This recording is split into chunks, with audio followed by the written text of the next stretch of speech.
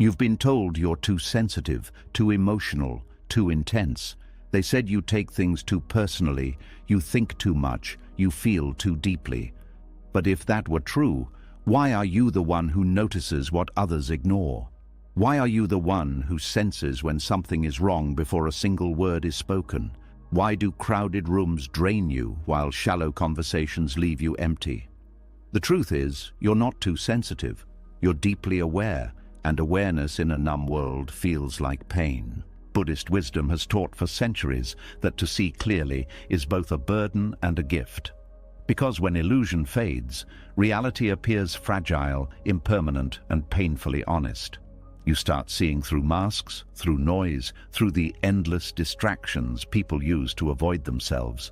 And suddenly, the game everyone is playing stops making sense. The chasing, the competing, the pretending. It all feels hollow because your mind is no longer satisfied with surface-level living. It wants truth, even when truth is uncomfortable. Tonight, as you listen, something inside you will begin to relax. The pressure to shut down your feelings will fade. The confusion about why you feel different will start to clear. And instead of seeing your depth as weakness, you will begin to see it as perception, as clarity, as the beginning of awakening. You will learn how to carry awareness without drowning in it, how to stay open without being overwhelmed, how to protect your energy without hardening your heart. This is not just another audio to fall asleep to. This is the moment you stop apologizing for who you are. You're not too sensitive. You're deeply aware. Are you ready? Let's begin. Something in you already knows this feeling. The quiet discomfort when you see too much, understand too quickly, and realize you can't return to the comforting ignorance you once had. It's the moment awareness stops feeling like a gift and starts feeling like weight. And once that door opens, it never fully closes again. There comes a point in a person's life when the usual distractions stop working. The noise that once entertained you begins to feel like static. The conversations that once filled time begin to feel scripted. The routines that once felt safe begin to feel mechanical, like watching yourself repeat the same day in different clothing. This shift does not happen because you became negative or broken. It happens because your mind stopped numbing reality. Most people move through life protected by invisible filters. These filters soften harsh truths, blur uncomfortable details, and allow them to function without constantly questioning everything. They wake up, follow the same patterns, chase the same goals, and rarely stop to ask whether any of it truly satisfies them. These illusions are not deliberate lies. They are psychological cushions that make existence easier to carry. Heightened awareness quietly dissolves those cushions. You begin to notice the exhaustion behind forced smiles, the tension hidden in polite conversations, the way people perform roles rather than express who they are. You see how many interactions are guided by fear of rejection rather than genuine connection. Even celebrations start to feel strange, as if everyone is trying to convince themselves they are happy rather than actually feeling it. This clarity can feel isolating because it removes the comfort of shared illusion. When others laugh at things that now feel hollow to you, you may wonder what changed.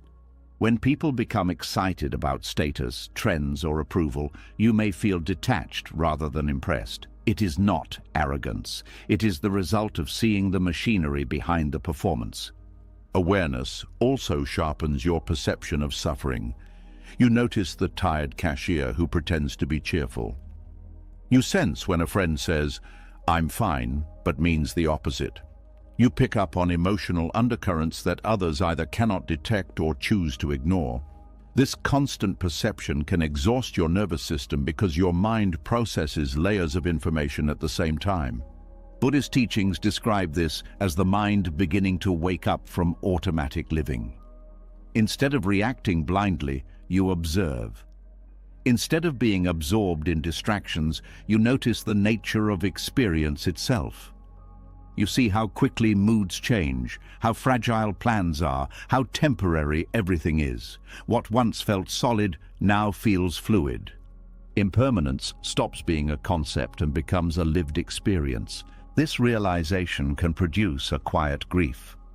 Not because life is meaningless, but because you recognize how fragile and fleeting everything is. You become aware that every conversation, every moment, every relationship is temporary.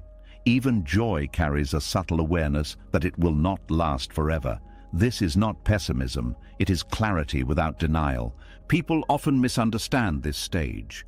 They assume awareness should feel peaceful, but in reality, it often begins as disorientation. Your old motivations lose their pull, yet new ones have not fully formed. You may feel suspended between two ways of living, unable to return to unconscious comfort, but not yet settled into conscious peace. The mind searches for something solid to hold on to and finds nothing permanent. At the same time, heightened awareness exposes the ways people escape themselves. Endless scrolling, constant busyness, compulsive entertainment. These behaviors are not harmless habits. They are attempts to avoid stillness, because stillness forces confrontation with what lies underneath. When you stop numbing yourself, silence becomes loud. Thoughts become clearer. Emotions surface without distraction to suppress them. This can feel overwhelming at first, like stepping into bright sunlight after years in dim light, but slowly your perception adjusts. You begin to recognize patterns in your own reactions. You see how fear influences decisions, how attachment creates anxiety, how expectations generate disappointment. Instead of blaming circumstances, you start observing the mind itself. This observation creates distance between you and your thoughts. For the first time, you realize that not every emotion needs to control you. You can feel sadness without becoming it. You can experience anger without acting on it. You can notice anxiety without believing its predictions. Awareness gives you the space to respond instead of react. However, this space also removes excuses. Once you see clearly, pretending not to know becomes impossible. You cannot convince yourself that temporary pleasures will fill permanent emptiness. You cannot ignore contradictions between your values and your actions. You cannot blindly follow paths that feel wrong just because others expect it. Clarity demands honesty.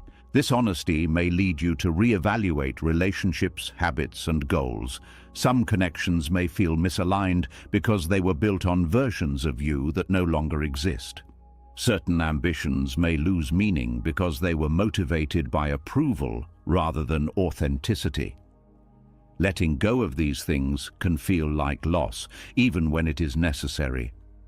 Awareness is not only about seeing truth outside of you, it is about seeing truth within you. You begin to notice how often you sought validation, how much energy you spent trying to fit expectations, how fear shaped your choices. This recognition is not meant to create shame, it is meant to create freedom. When you see the patterns clearly, you are no longer trapped inside them. Buddhist wisdom emphasizes that suffering does not come from awareness itself, but from resistance to what awareness reveals. Fighting reality creates tension. Accepting it creates space. Acceptance does not mean approval or passivity. It means acknowledging what is true without adding unnecessary struggle. With practice, heightened awareness transforms from burden into precision. Your sensitivity becomes guidance rather than weakness. You learn when to engage and when to step back.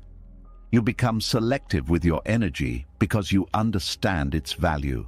Instead of absorbing every emotion in the room, you develop the ability to witness without drowning. This shift brings a different kind of strength.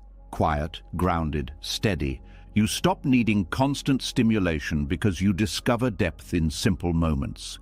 A calm breath, a genuine conversation, the sound of rain, the warmth of sunlight. Things that once seemed ordinary now feel rich with presence. Awareness does not only expose pain, it also reveals subtle beauty that distraction once hid. Life becomes less about chasing intensity and more about experiencing fully. You start recognizing that most people are not intentionally shallow. They are protecting themselves in the only way they know. Their distractions are shields against fear, loneliness, and uncertainty. Seeing this softens judgment and replaces it with compassion. You understand that numbness is not strength, it is survival. This understanding allows you to remain open without becoming cynical. Gradually, the weight of perception becomes easier to carry. Not because reality changes, but because your relationship to it changes. You learn to rest in awareness instead of fighting it. You discover that clarity can coexist with peace. The same perception that once overwhelmed you becomes the foundation of wisdom. And something unexpected happens. You begin to feel less alone, not because others suddenly understand you, but because you understand yourself. The confusion about why you felt different dissolves. You stop trying to shrink your depth to fit into spaces that cannot hold it. You stop apologizing for noticing what others overlook. You realize that awareness was never the enemy. It was the doorway. What once felt like a curse becomes a compass. It guides you toward authenticity, toward meaningful connection, toward a life aligned with truth rather than illusion. The burden of unfiltered perception turns into the clarity that keeps you from wasting your life on things that do not matter. And although the world may still feel loud, rushed, and distracted, something inside you becomes steady. You can see clearly without losing yourself. You can feel deeply without breaking. You can walk through illusion without being consumed by it. This is not the end of discomfort, but it is the beginning of peace, grounded in reality rather than fantasy. As awareness becomes steady, something else becomes louder. Not noise from the world, but a kind of inner pull that refuses to let suffering stay invisible. Once the mind stops numbing reality, it also stops being able to pretend that other people's pain is none of your business. You don't just notice what is happening, you feel what it costs. And that is where sensitivity often stops feeling like perception and starts feeling like bruising. There's a strange moment that happens after clarity settles in. You begin to realize the world is not only distracted, it is defended. People don't just ignore suffering because they are cruel. They ignore it because they cannot afford to feel it and still function the way they've been trained to function. Indifference becomes a kind of social currency. It looks like strength. It looks like control. It gets rewarded with status, speed, and applause. And when you are the person who still feels, still cares, still notices, it can feel like you are walking against the flow of a cold river. Something in you wonders quietly why having a heart feels like carrying a wound. Empathy can feel like pain because it makes you porous. It makes you receptive. It lets life in. And in a world full of pressure, greed, injustice, loneliness, and unspoken grief, letting life in can hurt. Not the dramatic kind of hurt that people can see, but the quiet kind that accumulates. The kind that makes you tired in a way sleep doesn't fix. The kind that makes you question why you react so deeply to things everyone else shrugs off. This is where Buddhist wisdom becomes essential, because Buddhism never praises compassion as a simple virtue without consequences. It respects compassion as power, but it also warns about compassion without wisdom, because compassion without wisdom becomes drowning. Many sensitive people confuse empathy with responsibility. They feel another person's sadness, and without realizing it, they begin to carry it as if it belongs to them. They hear someone's problems, and their mind immediately starts trying to solve them, fix them, rescue them. They sense someone's emotional weight, and their body reacts as if it must absorb it to prove love. Over time, they become exhausted, resentful, and confused, not because they were wrong to care, but because they cared without boundaries. In Buddhist terms, this is compassion mixed with attachment. Attachment is not only clinging to pleasure, it is clinging to outcomes. It is the mind saying, I must change this person's pain, or I must make sure they are okay, or if they suffer, it means I failed. That kind of empathy becomes pain because it is built on control. It tries to manage what cannot be managed. It tries to heal what the other person is not ready to heal. It tries to save what life itself may be unfolding in its own time. You can love someone and still not be able to carry their karma for them. Karma, in the Buddhist sense, is not punishment. It is cause and effect. It is the natural unfolding of choices, habits, and consequences. People are shaped by what they repeat, and one of the hardest truths for deeply empathetic people is this: some people will keep choosing what hurts them until they are ready to stop. No amount of your caring can replace their willingness. No amount of your sacrifice can substitute for their growth. If you do not understand this, empathy turns into self-destruction. This is why empathy feels like pain in a world that rewards indifference. Because indifference looks like freedom. Indifference looks like peace. Indifference looks like someone who is unbothered. Meanwhile, you feel everything, and it makes you look weak. People may even shame you for it. They may call you soft. They may say you think too much. They may act like your concern is unnecessary.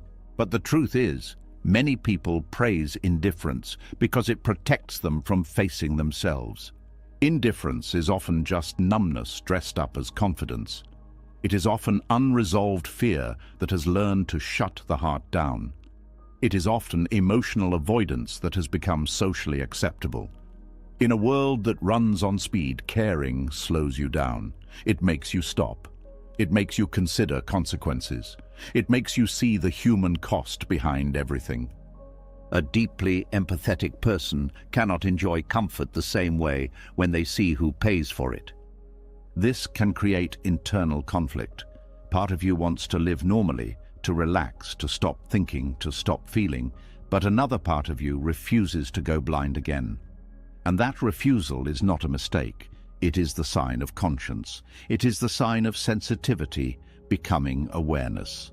Still, empathy without wisdom becomes suffering because it lacks skill. It is like holding fire with bare hands. The intention is pure, but the method is painful. Buddhist compassion is not emotional flooding.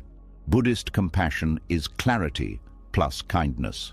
It is the ability to see suffering accurately, understand its causes, and respond in a way that helps rather than harms. That is why Buddhism pairs compassion with wisdom. Wisdom is what prevents compassion from becoming addiction. One form of wisdom is learning to recognize the difference between feeling with someone and feeling as someone. Feeling with someone means you remain present, open, and caring, while still staying grounded in your own center. Feeling as someone means you lose yourself inside their emotions. You begin to mirror their pain so completely that you cannot tell where you end and they begin. Many sensitive people do this without realizing it because they learned early that love means absorbing. But absorbing is not love. Absorbing is losing. When you absorb, you don't actually help the other person. You simply become another person drowning. And now there are two people in pain instead of one. Another form of wisdom is understanding that compassion does not require you to suffer. This is a difficult belief to release because many people were taught that if you care, you must hurt. That if you don't feel broken by someone else's hardship, you must not truly love them. But Buddhism teaches a more stable compassion, a compassion that stays warm without collapsing. This is sometimes called equanimity. Equanimity is not coldness, it is emotional balance. It is the ability to stay steady in the presence of suffering without turning away and without being swept away. Equanimity is what allows compassion to last. Without equanimity, empathy becomes burnout. You care intensely, then collapse, then shut down, then feel guilty, then care again, then collapse again. It becomes a painful cycle. Over time, you start resenting the very people you wanted to help, not because they did something evil, but because you gave beyond what you could sustainably give. When you give from guilt, you will eventually give with anger. Buddhist wisdom encourages compassion that is clean. Clean compassion means you help because it is aligned with your values, not because you are afraid of being disliked. Clean compassion means you support without controlling.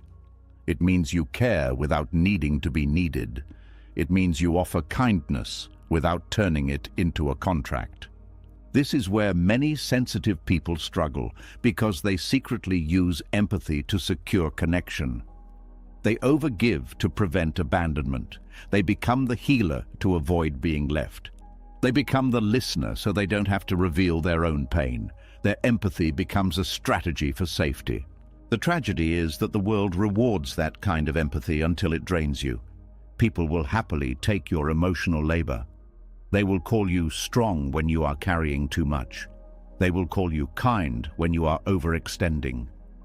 And the more you give, the more it becomes expected. Then the one day you stop, you're called selfish. This is why compassion must be paired with discernment. Discernment is not judgment. It is seeing clearly where your energy goes. It is recognizing who respects your boundaries and who only likes you when you are useful. It is noticing who grows from your support and who stays dependent on it. It is learning the painful lesson that some people don't want healing. They want relief without change. Wisdom asks, is my compassion helping this person become stronger, or is it helping them stay the same? This question changes everything. Empathy becomes painful when it turns into a constant exposure to human suffering without a framework to process it. Sensitive people often feel like they are walking through life with open nerve endings. They feel the sadness of strangers, the tension of rooms, the cruelty in comments, the despair behind jokes. And because they are deeply aware, they cannot simply ignore it. But you are not meant to carry the entire world in your chest. Buddhism teaches that compassion does not mean taking responsibility for everything. Compassion means wishing well and acting skillfully where you can, while accepting what you cannot control. It means being available without being consumed. It means helping without believing you can fix life itself. This is the difference between compassion and saviorhood. Saviorhood is ego mixed with empathy. It is the unconscious belief that your value comes from being the one who rescues. It sounds noble, but it is often driven by a hidden need to feel needed, and it creates suffering because it guarantees disappointment. People do not always change. Life does not always reward goodness quickly. Some problems are bigger than one person's effort. When your compassion becomes your identity, every failure feels personal. Wisdom teaches humility. Humility says, I will do what I can with love, but I will not pretend I control outcomes.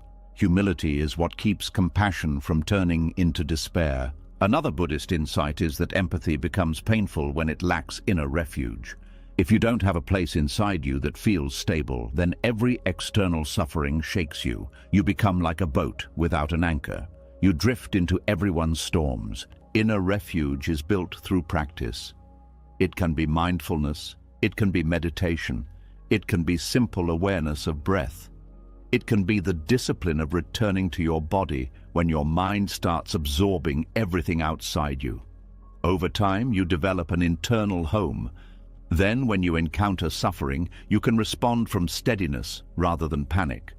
Steady compassion is far more helpful than emotional collapse. Sensitive people often think their pain proves their empathy is real, but pain is not proof. Presence is proof. Consistency is proof. Skill is proof. Another reason empathy feels like pain is because the world often punishes it. People take advantage of kind hearts. They exploit those who listen. They unload on those who care. And if you have been betrayed or used before, your nervous system learns to associate caring with danger. So you become trapped between two fears. You fear becoming hard because you don't want to lose your humanity, but you also fear staying soft because softness has cost you before. Buddhism offers a third path, the soft heart with strong boundaries, not defensive walls but clear limits. Boundaries are compassion for yourself. Without boundaries, empathy becomes self-abandonment. You say yes when you mean no. You stay when you should leave. You over-explain, over-give, over-tolerate. and then you wonder why you are drained. Buddhist compassion begins with non-harming. That includes not harming yourself through constant self-sacrifice. Sometimes the most compassionate thing you can do is step back. Not because you don't care, but because you care in a way that respects truth. Truth is that your energy is finite. Truth is that you cannot rescue people from lessons they must learn. Truth is that caring does not mean carrying. This is where wisdom changes the feeling of empathy. Instead of empathy being a flood, it becomes a channel. A channel directs energy. It does not spill everywhere. It has a path. You learn to ask, what is mine to hold and what is not? What is mine to hold is my intention, my actions, my words, my boundaries, my presence. What is not mine to hold is other people's choices, other people's reactions, other people's healing timeline. When you understand this, compassion becomes lighter. It becomes sustainable. You can still feel, but you don't drown. And something else happens as well. You start seeing indifference differently. You stop envying it. You stop thinking it is strength. You recognize it as a coping mechanism, often a defense against vulnerability. And instead of feeling inferior for caring, you begin to feel grateful that your heart is still alive. Because the numb world isn't winning. It is surviving. The deeply aware person has the chance to live, not by absorbing everything, but by learning wise compassion. Compassion that has boundaries, compassion that has clarity, compassion that does not turn into martyrdom. This is the kind of compassion Buddhism teaches. A compassion that remains open, but not exposed. A compassion that remains kind, but not naive. A compassion that stays human, but not helpless. And once you start practicing this, you stop being punished by your empathy. You stop apologizing for it. You stop trying to become indifferent just to fit in. You become something rarer, a person who can feel deeply, see clearly, and still remain steady. As compassion becomes steadier and no longer consumes you, a different kind of ache begins to surface. It is quieter than emotional overwhelm, but heavier in a way that is harder to explain. You start noticing that even when you are surrounded by people, something feels missing. Conversations flow, laughter happens, plans are made, yet a thin layer of emptiness lingers underneath it all. Not because you dislike people, but because you can sense the distance between what is said and what is real.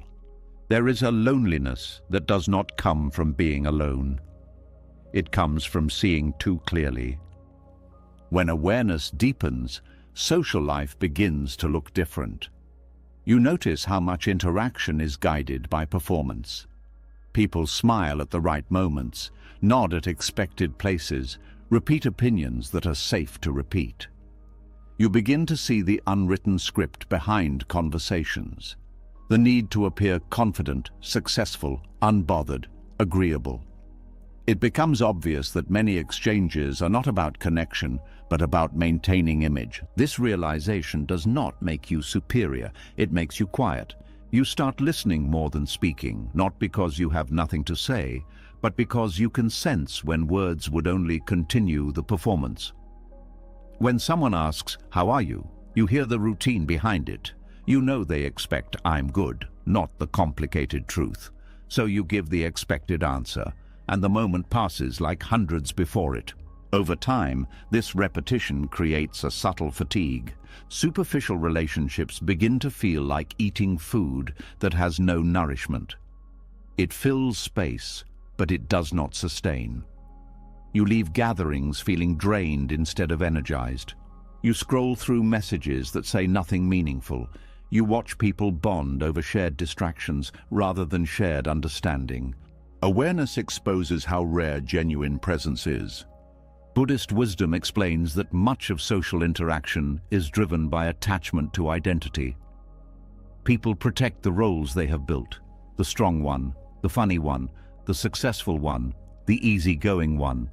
These roles provide stability, but they also create distance. When everyone is defending an image, very little authenticity reaches the surface. Sensitive awareness picks up on this instantly. You sense when someone is speaking from fear rather than honesty. You feel the tension when disagreement is avoided to keep peace. You notice when affection is conditional on agreement. These subtle cues accumulate until the environment feels artificial, like being in a room where the air is slightly too thin to breathe comfortably. This is the hidden loneliness of awareness. It is not that you cannot connect. It is that connection without truth feels empty. You would rather sit in silence than participate in conversations that avoid what matters. You would rather have one honest exchange than dozens of polite ones. But the world often rewards the opposite. Those who maintain social masks smoothly are seen as easy to be around. Those who challenge surface-level interaction are seen as intense.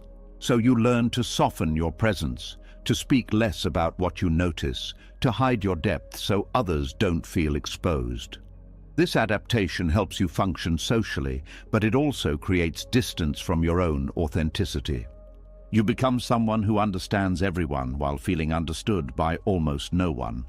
Another layer of loneliness comes from recognizing how much fear drives behavior. You see how people stay in unsatisfying jobs to avoid uncertainty, how they maintain relationships that no longer nourish them because they fear being alone, how they chase validation because they fear invisibility. You do not judge them for it, but you cannot pretend not to see it. And once you see fear everywhere, it becomes difficult to relax inside systems built on it. Awareness makes small talk feel exhausting because it asks you to ignore what is actually happening beneath the surface. It asks you to pretend that appearances are reality. It asks you to participate in a rhythm that your mind has outgrown. This does not mean you stop caring about people. In fact, you often care more. You see their potential, their pain, their hidden struggles. But caring without reciprocity creates another kind of solitude. You become the one who listens deeply while others skim the surface of your life. You become the one who remembers details while others forget. You become the one who senses shifts in mood while others remain unaware of yours. The imbalance quietly accumulates. Buddhist teachings describe this as the suffering that comes from craving understanding without accepting that not everyone can offer it. Each person operates at a level shaped by their experiences, fears, and readiness. Expecting depth from someone who has not cultivated it will only create frustration. Acceptance softens the loneliness, but it does not erase it. There is also the realization that awareness changes your tolerance for dishonesty, even the subtle kind. You notice when people exaggerate to impress, when they hide intentions behind friendliness, when they say what sounds good instead of what is true. These behaviors become difficult to overlook because they disrupt the sense of trust you need to feel safe. Trust becomes selective. You start choosing environments carefully. Places filled with noise and competition feel draining, while quiet spaces feel restorative. You seek conversations that allow pauses, that allow uncertainty, that allow vulnerability without judgment. You value presence over excitement. Yet this preference can reduce the number of people you feel comfortable around. Many sensitive individuals eventually discover that loneliness is not only about lacking people, it is about lacking resonance. Being around others who do not see the world in a similar way can feel like speaking a language no one else understands. However, Buddhist wisdom reframes this experience. It suggests that loneliness is not proof that something is wrong with you, but an invitation to deepen your relationship with yourself. When external connection feels limited, internal connection becomes essential. Learning to sit with your own mind without needing constant distraction becomes a form of companionship. You begin to appreciate solitude not as absence, but as space. Space to reflect, to feel, to exist without performance. This shift transforms loneliness into aloneness, which carries a different emotional tone. Aloneness is not empty. It is peaceful. From this place, your interactions with others change. You no longer seek connection out of fear of isolation. You seek it out of genuine interest. You become more selective, not out of arrogance but out of self-respect. You understand that energy is precious, and you want to invest it where authenticity is possible. Interestingly, this selectivity often leads to deeper relationships, even if they are fewer. When you meet someone who also values honesty, presence, and depth, the connection feels effortless.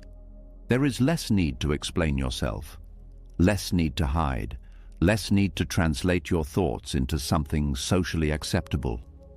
Moments like this remind you that true connection still exists.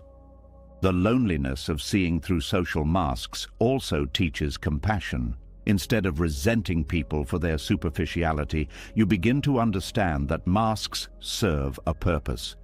They protect wounds that are not ready to be seen. They allow people to function while carrying unresolved pain. Recognizing this softens your frustration. You stop trying to force authenticity from those who are not ready for it. At the same time, you learn to reveal yourself gradually. You do not need to expose your depth to everyone. Not everyone has earned access to it. Sharing selectively becomes a form of emotional safety, not secrecy. This balance between openness and discernment is another aspect of wisdom. As awareness matures, the loneliness transforms into a quiet independence. You no longer measure your worth by how many people understand you. You no longer chase belonging at the cost of authenticity. You realize that being true to yourself will naturally attract those who resonate and gently distance those who do not. You stop trying to be universally accepted. Instead, you focus on being internally aligned. When your actions match your values, a different kind of peace emerges. You may still experience moments of loneliness, but they no longer feel like rejection. They feel like the natural result of choosing depth over convenience. And something surprising begins to happen. You become a safe presence for others who are also tired of pretending. People start opening up around you without knowing why. They sense the absence of judgment, the steadiness in your attention, the sincerity in your responses. Your awareness becomes a quiet invitation for authenticity. The loneliness you once felt begins to transform into purpose. You realize that your sensitivity allows you to create spaces where masks are not required. Even brief interactions can feel meaningful because they are grounded in presence rather than performance. You become someone who listens fully, speaks honestly, and respects silence. In this way, awareness does not isolate you forever. It reshapes how you connect. You learn that depth does not eliminate loneliness entirely, but it makes connection more meaningful when it happens. You learn that authenticity attracts authenticity, even if slowly. You learn that it is better to have a few relationships built on truth than many built on pretense. And most importantly, you learn that your ability to see through masks is not a curse. It is guidance. It steers you toward environments, people, and experiences that align with who you truly are. It protects you from getting lost in illusions. It keeps you from investing your life in things that cannot fulfill you. The hidden loneliness becomes a sign that you are moving closer to real connection, not farther from it. As the social masks become easier to see through, a new truth becomes impossible to avoid. Depth does not only change who you connect with, it changes what your body can tolerate. Because the real battle is not only in your mind anymore, it's in your nervous system. The same awareness that helps you spot what is false also makes your body react faster to what is real. And that is where many deeply aware people quietly struggle. Not because they lack strength, but because they feel everything before they have learned how to hold it. There is a reason some sensitive people seem calm on the outside, but feel like they're constantly bracing on the inside. Their nervous system is always scanning, always reading the room, always detecting subtle shifts in tone, energy, intention. They don't choose to do it. It happens automatically. And when that sensitivity isn't trained, it becomes overwhelm. When it is trained, it becomes resilient compassion. This is where the idea of the bodhisattva becomes more than a spiritual word. It becomes a blueprint for survival. A bodhisattva is someone who chooses to stay awake in a world that is often asleep and still keep their heart open. Not because they are naive, but because they are disciplined. Not because they never feel pain, but because they have learned how to carry feeling without breaking. Sensitive people don't need to become less sensitive. They need to become more stable. A very short truth sits at the center of this lesson. The nervous system does not respond to logic. It responds to safety. You can tell yourself 100 times that you're fine, that nothing is wrong, that you should relax. But if your body does not feel safe, your body will not relax. It will tighten, it will rush, it will prepare for danger, even if danger is only emotional. This is why sensitivity becomes exhausting. It's not only emotional, it's biological. When you walk into a tense environment, your body reacts before your mind explains it. Your breathing changes. Your muscles tighten. Your stomach shifts. Your mind speeds up. You may not even realize it's happening until later, when you feel drained for no obvious reason. This is your nervous system doing its job. It is trying to protect you by detecting risk early. The problem is that in many sensitive people, the nervous system learned to treat normal life as a threat. Maybe you grew up in an environment where emotions were unpredictable. Maybe love came with conditions. Maybe peace could break at any moment. Maybe you had to read moods to stay safe. If that happened, your sensitivity is not just a personality trait. It is a survival skill that never got turned off.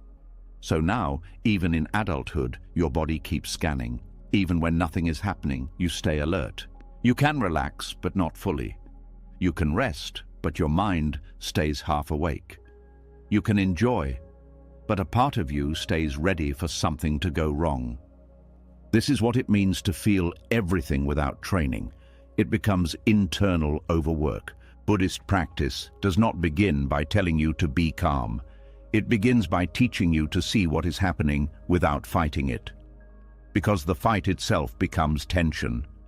If you are sensitive and you shame yourself for it, your nervous system becomes even more stressed. It reads your own mind as an enemy. The first step is not control, it is friendship. You start by treating your sensitivity like a living thing inside you that is trying to help. You stop insulting it. You stop calling it weakness. You stop treating your emotional response as proof that something is wrong with you. Instead, you begin to ask a better question. What is my body trying to protect me from right now? This simple shift changes everything, because when you become curious instead of harsh, your nervous system starts to soften. It feels seen, and what is seen with kindness often stops screaming. A bodhisattva is not someone who has no nervous system reaction. A bodhisattva is someone who knows how to return to center after being moved. That returning is a skill, and like any skill, it is trained through repetition. One of the most important ideas in Buddhism is that the mind and body can be trained, not through force, but through steady practice. Sensitivity becomes resilient compassion when you learn to regulate your inner state, the same way a strong man learns to control his breath under heavy weight. Breath is not just air. Breath is the steering wheel of the nervous system. When you breathe short and fast, your body thinks something is wrong. When you breathe slow and steady, your body receives a message of safety. This is why breath is central in meditation, not because it is mystical, but because it is direct. A simple practice begins here, not complicated, just real. When you feel overwhelmed, don't immediately analyze it. Don't mentally fight it. Don't start building stories. Instead, soften your jaw, drop your shoulders, exhale longer than you inhale. Even a few breaths like this signals to your body that the moment is not an emergency. This does not remove your sensitivity. It gives it a container. Without a container, sensitivity spills everywhere. You can think of it like water. Water is not weak. Water shapes stone, but without a vessel, it floods. With a vessel, it nourishes. The vessel is your nervous system regulation. Another part of training is learning to recognize your early signals. Most people wait until they are already overwhelmed, then they try to fix it. But the body gives warnings early, a slight tightening in the chest, a restless urge to check your phone, a subtle irritability, a feeling of buzzing in the mind. These are signals that your system is starting to rise into stress. Sensitive people are often so used to this rising that they treat it as normal. They live in mild stress as a baseline, but resilience begins when you catch it early. You learn to pause when the first signals appear.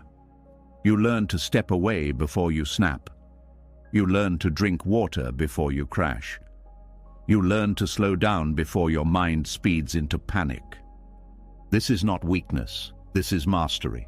The Bodhisattva path is sometimes described as compassion for all beings, but the first being your compassion must include is you. Because if you treat yourself like a machine, you will eventually break. Many deeply aware people break because they believe being strong means ignoring their own limits. They keep listening to everyone's problems, they keep showing up, they keep absorbing, they keep carrying, and they call it kindness. But kindness without self-awareness becomes self-harm. True compassion includes discernment about capacity. A trained nervous system knows when to open and when to close, not as a cold shutdown, but as a wise boundary, like a door that can be opened gently and closed gently. If you leave the door open all day in a storm, the house is ruined. If you lock the door forever, the house becomes a prison. The skill is learning the right timing. This is what it means to feel everything without breaking. It is not constant openness, it is flexible openness. Flexibility is strength. Another key training is learning to separate perception from absorption. Sensitive people often confuse "I can sense this" with "I must take this in." You can sense someone's sadness without taking it into your body. You can notice tension without making it your burden. You can see suffering without letting it own your nervous system. This is a practice of inner distance, not emotional coldness. In Buddhism, this is related to mindful observation. You notice what is present. You don't pretend it isn't there, but you also don't merge with it. You witness it like a mountain witnessing weather. Storms come, storms go, the mountain remains. This does not happen by willpower. It happens by training attention. Attention is a muscle. Where you place it determines what grows. If your attention constantly locks onto what hurts, your nervous system becomes trained for distress. Not because you are weak, but because you are repeating a pattern. So training includes learning to place attention intentionally.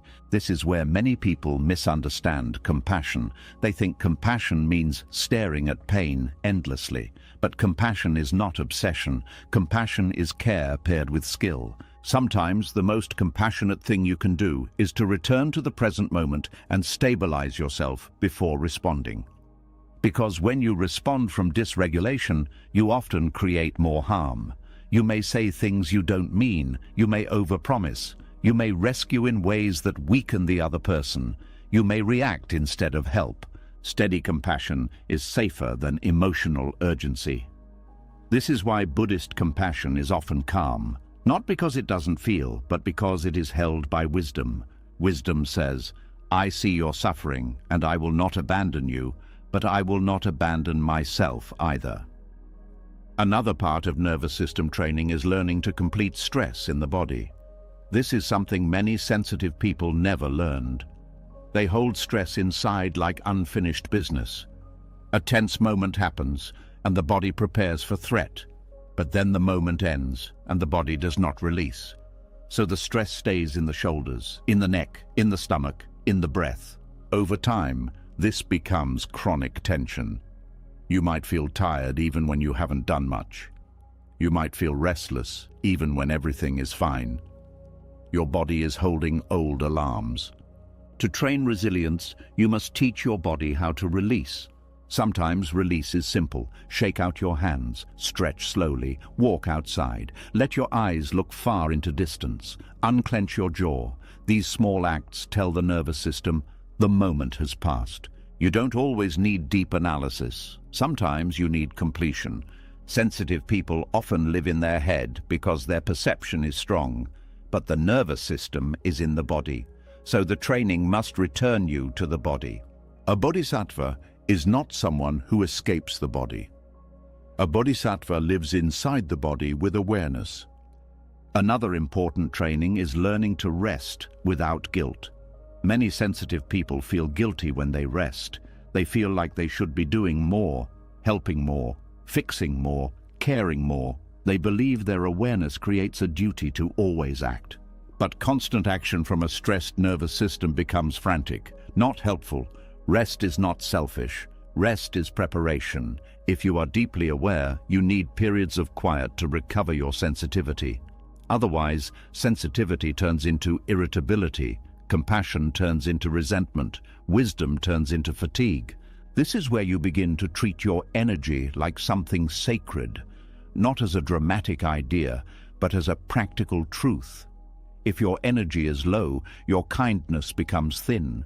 If your mind is overwhelmed, your presence becomes unstable. If your body is exhausted, your perception becomes distorted. So training includes protecting your inputs.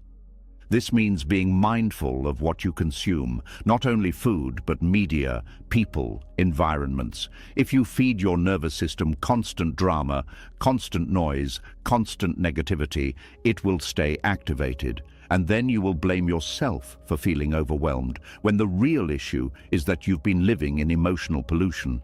Awareness requires clean space. This is not about becoming fragile, it is about becoming precise. A resilient nervous system can handle difficulty, but it also respects unnecessary strain.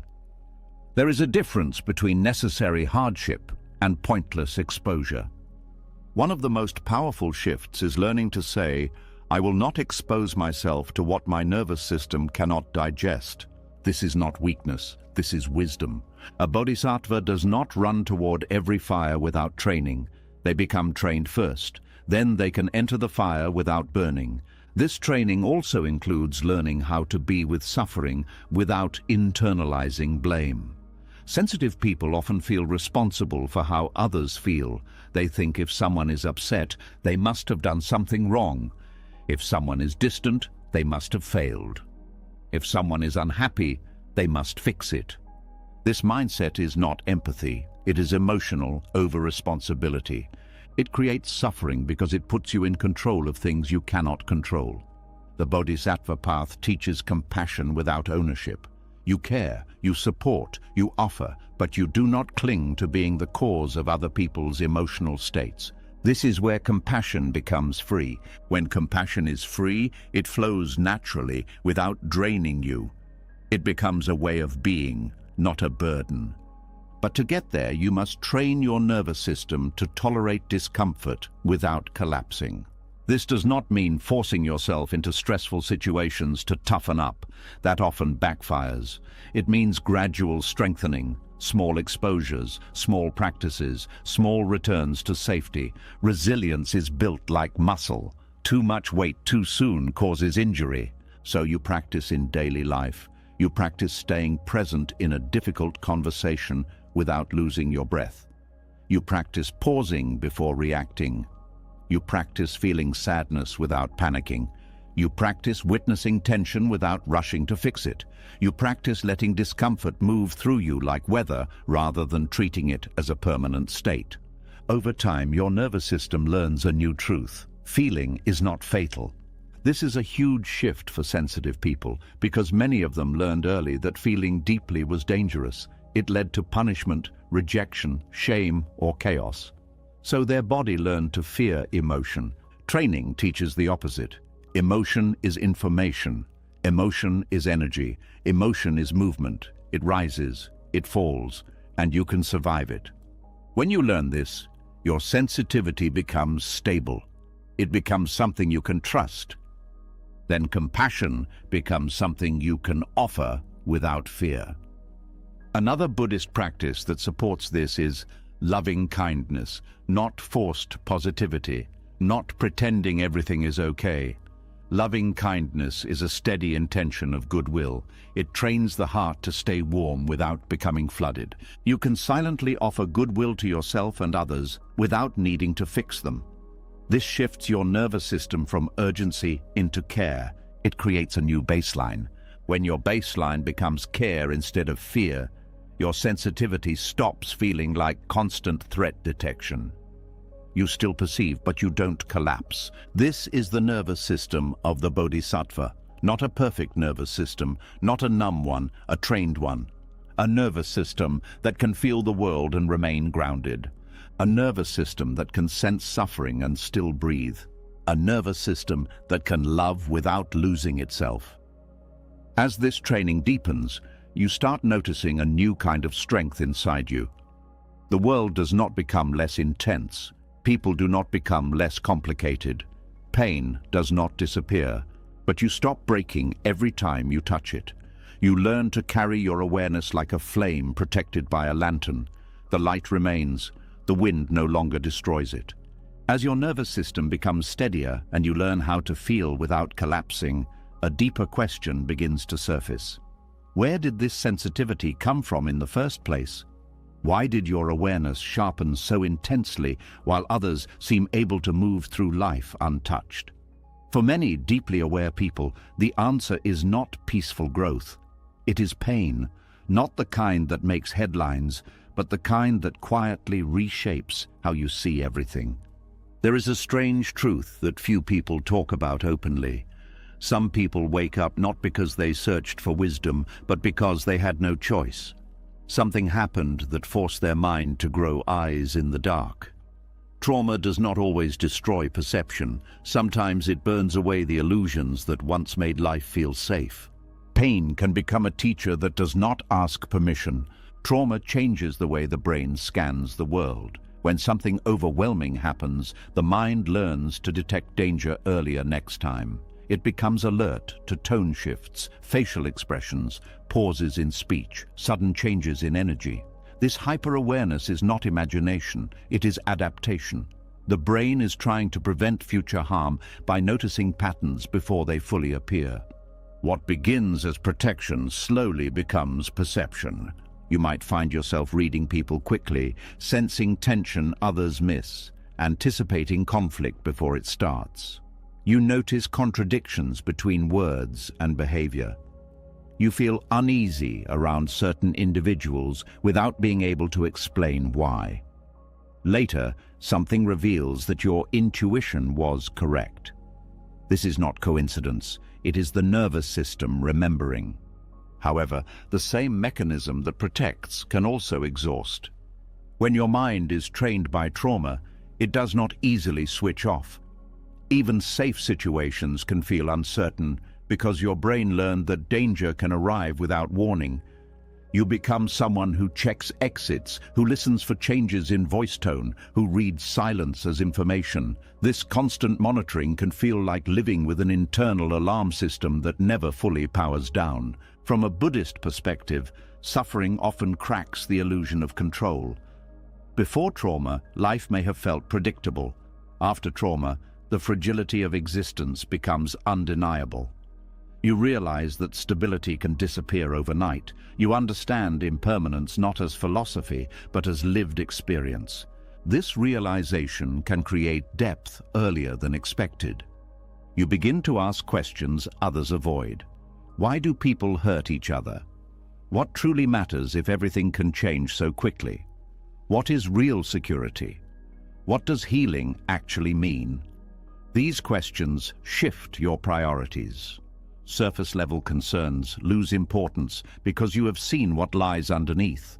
Trauma can strip away denial. It forces awareness of emotional realities that many people keep buried. You may become sensitive to injustice because you know what powerlessness feels like. You may become compassionate toward pain because you recognize its weight. You may value honesty because deception once cost you dearly. In this way, suffering sharpens perception instead of destroying it. But this sharpening comes with complexity. Awareness born from trauma can carry fear inside it. You may struggle to trust your calm because calm once preceded chaos. You may struggle to relax because relaxation once made you vulnerable. You may struggle to accept kindness because kindness once disappeared unexpectedly. Healing requires retraining the mind to see possibility again. Buddhist teachings emphasize that awareness without healing can become suffering. Seeing clearly is valuable, but carrying unresolved pain distorts perception. You might interpret neutral situations as threats. You might expect abandonment even when none is coming. You might withdraw from connection because closeness feels dangerous. The goal is not to erase sensitivity, but to remove the fear attached to it. This involves understanding that trauma taught you survival, not weakness. Your awareness is evidence that you adapted. Instead of blaming yourself for being different, you begin to recognize the intelligence behind your responses. Your body did what it had to do. Acknowledging this reduces internal conflict. Another shift happens when you stop viewing trauma only as damage and start seeing it as information. It revealed where safety was lacking. It showed you what you needed but did not receive. It highlighted values that matter to you now: honesty, stability, kindness, presence. This knowledge can guide your future choices. You become intentional about the environments you enter and the people you allow close. Trauma often creates a deep sensitivity to authenticity. You can sense when someone is genuine versus when they are performing. This can make you selective, but it also protects you from repeating harmful patterns. Your awareness becomes a filter that prioritizes emotional safety. However, this selectivity can also feel isolating. You may struggle to relate to people who have not experienced similar depths of pain. Conversations about trivial matters may feel disconnected from your reality. You might crave discussions about meaning, healing, growth, and truth. When those conversations are rare, loneliness intensifies. This is where compassion for yourself becomes essential. Your path was shaped by circumstances you did not choose. Comparing yourself to those who had smoother journeys only creates unnecessary suffering. Instead, you begin to honor your resilience, not as pride, but as recognition that you are still here, still capable of feeling, still capable of caring. Many people become numb after trauma. The fact that you remain sensitive is significant. Buddhist wisdom teaches that suffering can lead to awakening when it is met with understanding rather than resistance. When you stop asking, "Why did this happen to me?" and start asking, "What is this experience teaching me?" you transform pain into insight. This does not romanticize trauma. It acknowledges its impact while refusing to let it define your entire story. Another aspect of trauma-born awareness is the ability to sit with discomfort. You have already faced intense emotional states, so smaller stresses may feel manageable by comparison. This can create strength in crisis situations. Others may panic while you remain calm because you recognize that intense feelings do not last forever. Your tolerance for emotional depth becomes an asset. At the same time, it is important to balance this strength with gentleness. Just because you can endure pain does not mean you should continue exposing yourself to it unnecessarily. Endurance without care leads to burnout. Learning to choose peace becomes an act of wisdom. Trauma also heightens sensitivity to loss. You may feel grief more strongly because you know how quickly things can change. This awareness can make you cherish moments more deeply. Simple experiences like quiet evenings, genuine conversations, or time in nature may feel profoundly meaningful because you understand their fragility. Impermanence becomes motivation to live consciously. You may find yourself valuing presence over productivity, authenticity over approval, connection over status. Your priorities shift toward what nourishes the heart rather than what impresses others. This realignment often surprises people who expected you to follow conventional paths. Awareness reshapes ambition. Instead of chasing external validation, you begin seeking internal alignment. Success becomes less about recognition and more about peace. You want a life that feels honest rather than impressive. This perspective often emerges from having seen how hollow external achievements can feel when emotional wounds remain unaddressed. Trauma can expose the limits of material solutions to emotional pain. This insight can lead you toward practices that cultivate inner stability. Meditation, mindfulness, journaling, therapy, spiritual study. These tools become meaningful because they address the root of suffering rather than its symptoms. You become someone who values understanding over avoidance. Your awareness becomes directed rather than reactive. Another gift hidden within trauma is empathy for complexity. You understand that people are shaped by experiences you cannot see. This reduces judgment. Instead of labeling someone as simply difficult or cold, you may wonder what hurt taught them to be that way. This perspective fosters compassion without excusing harmful behavior. You can hold nuance without losing clarity. Trauma-informed awareness also sharpens intuition. Your body signals when something feels wrong, even if your mind cannot explain it immediately.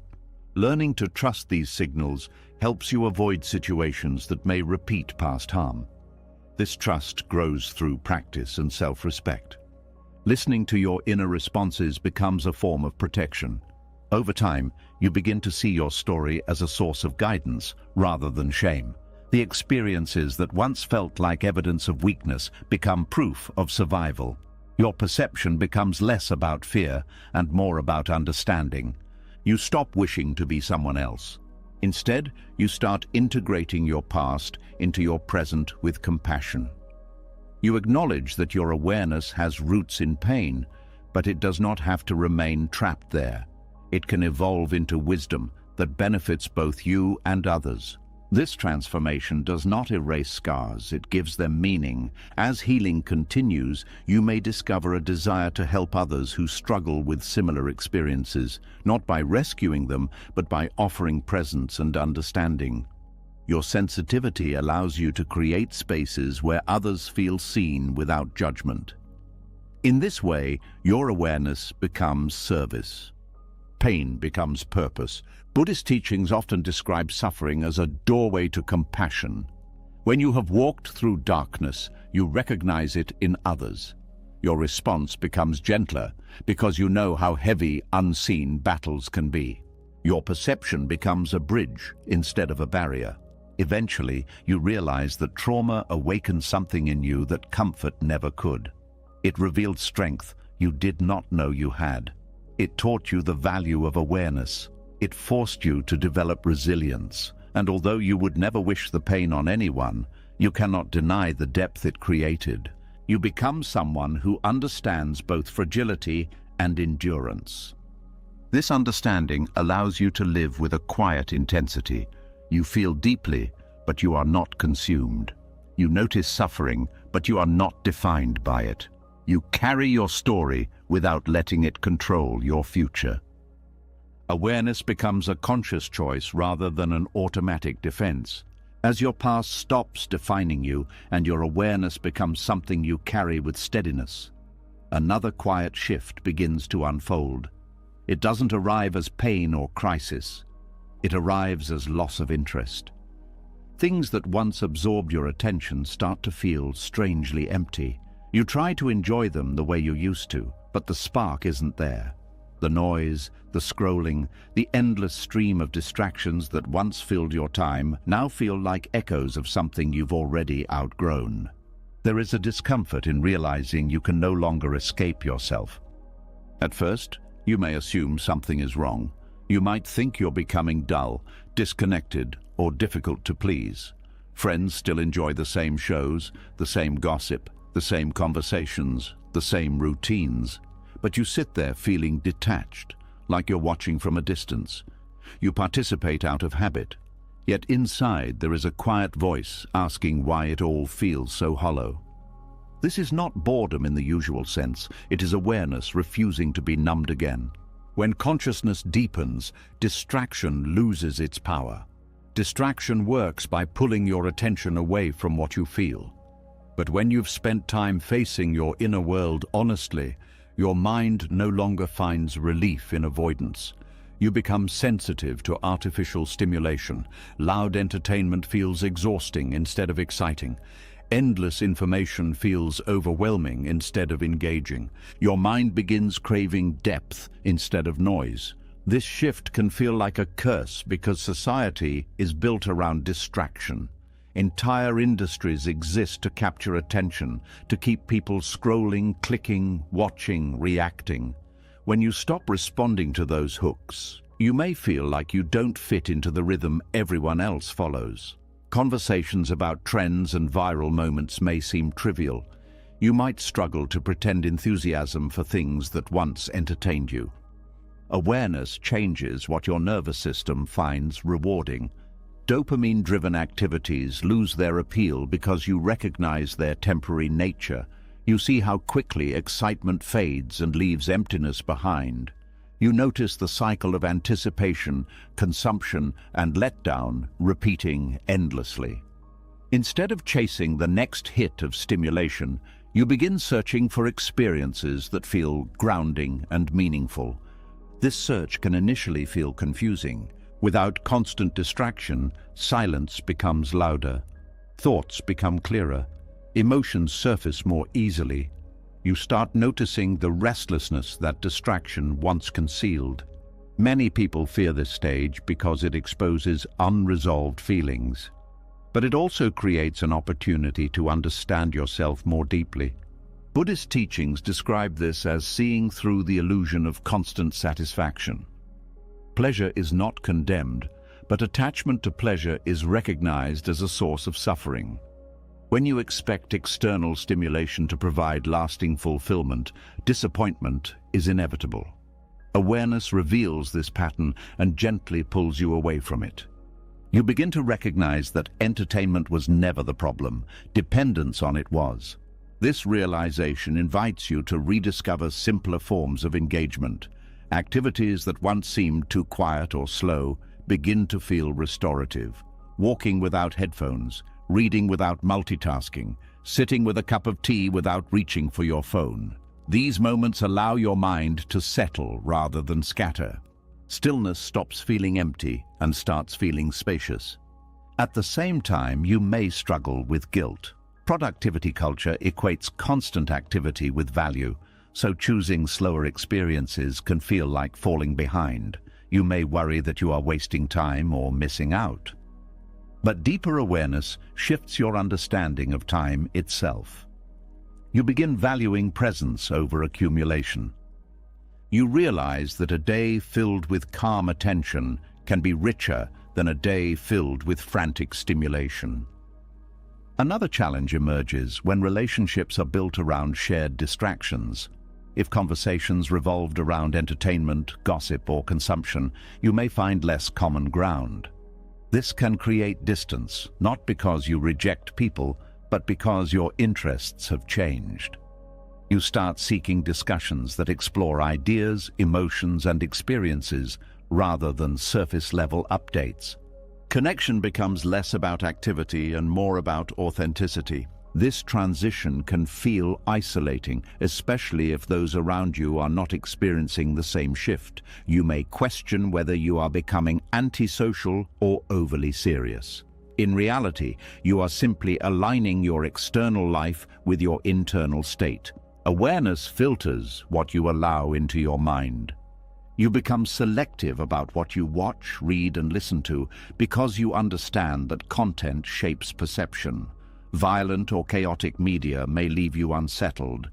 Excessive negativity may drain your energy. Instead, you gravitate toward material that expands understanding or fosters calm. Your consumption becomes intentional rather than automatic. This intentionality also reveals how much time was previously spent avoiding discomfort. Without constant input, you face emotions that were postponed. Sadness, uncertainty, longing, unresolved questions. They come forward asking to be acknowledged. This can feel heavy, but it is also healing. Emotions processed consciously lose their power to control behavior unconsciously. You stop running from your own mind. Buddhist wisdom emphasizes that suffering often comes from resisting what is present. When distraction is no longer available, you practice acceptance instead of escape. You learn to sit with discomfort without immediately trying to change it. Over time, discomfort loses its intensity because it is no longer fought. Acceptance becomes a form of freedom. Another effect of deepened consciousness is increased sensitivity to overstimulation. Crowded places, constant notifications, and multitasking environments may feel overwhelming. Your nervous system seeks balance, preferring environments that allow focus and calm. This preference is not weakness, it is adaptation. You start designing your life around what sustains you rather than what impresses others. Work habits may change as well.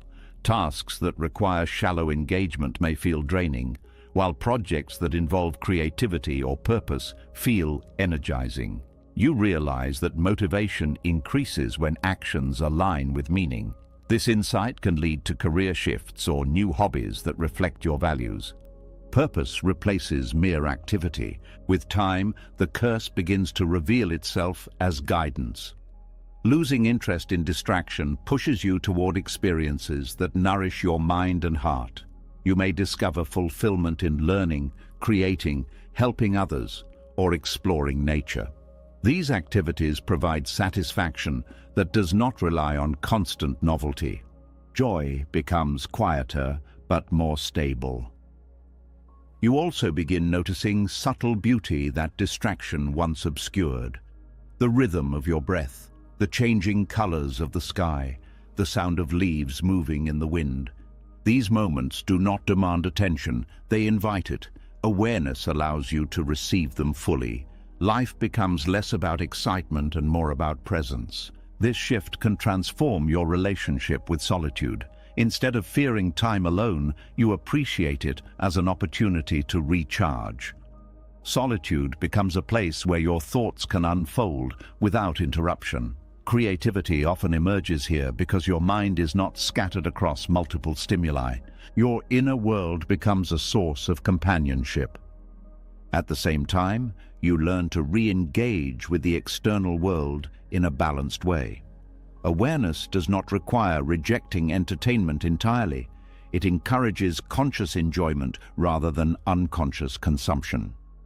You can still watch a film, listen to music, or laugh with friends, but you do so without relying on it to fill emotional gaps. You participate without losing yourself. This balanced approach prevents the pendulum swing from overstimulation to withdrawal. Instead of isolating completely, you integrate awareness into everyday life. You choose environments and activities that respect your sensitivity while keeping you connected to the world. Integration replaces escape. Over time, the feeling of loss fades, replaced by clarity. You understand that your mind simply matured beyond constant distraction. Just as a child outgrows certain toys, consciousness outgrows certain forms of entertainment. This does not diminish their value for others, it reflects your own evolution. You stop judging yourself for changing. Buddhist teachings remind us that growth often involves letting go of attachments that once felt essential. Distraction is one of those attachments. Releasing it opens space for deeper experiences, even if the transition feels uncomfortable. You begin trusting the process. Eventually, the curse transforms into a gift. Your attention becomes available for what truly matters. Relationships deepen because you listen fully. Work improves because you focus without fragmentation. Creativity expands because your mind is not overloaded. Peace increases because you are not constantly pulled in different directions. Freedom from distraction becomes freedom to live deliberately. You discover that awareness is not meant to isolate you from life, but to immerse you in it more authentically. Instead of skimming the surface of experiences, you engage with them completely. Even ordinary moments feel significant because you are present for them. Presence replaces stimulation as your source of fulfillment.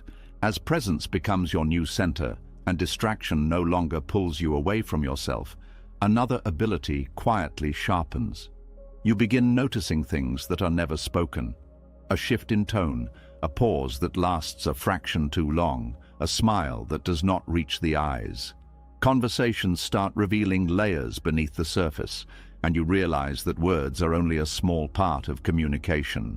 Something deeper is always moving underneath, and once you become aware of it, you cannot stop sensing it. There is a subtle tension that lives between what people say and what they actually feel. Sensitive awareness picks up on that tension the way a finely tuned instrument detects vibration. It is not mystical, it is attentiveness. When your mind is not flooded with noise, it has space to observe. You notice the way someone's posture changes when a certain topic appears. You hear the strain behind casual laughter. You feel the heaviness in silence when unresolved emotions are present. Many people move past these signals without noticing because their attention is focused on content rather than energy. They listen to the story, not the state of the person telling it. But sensitive people register both at the same time. They track the emotional atmosphere as carefully as the words. This can feel like carrying a second layer of perception that others do not acknowledge.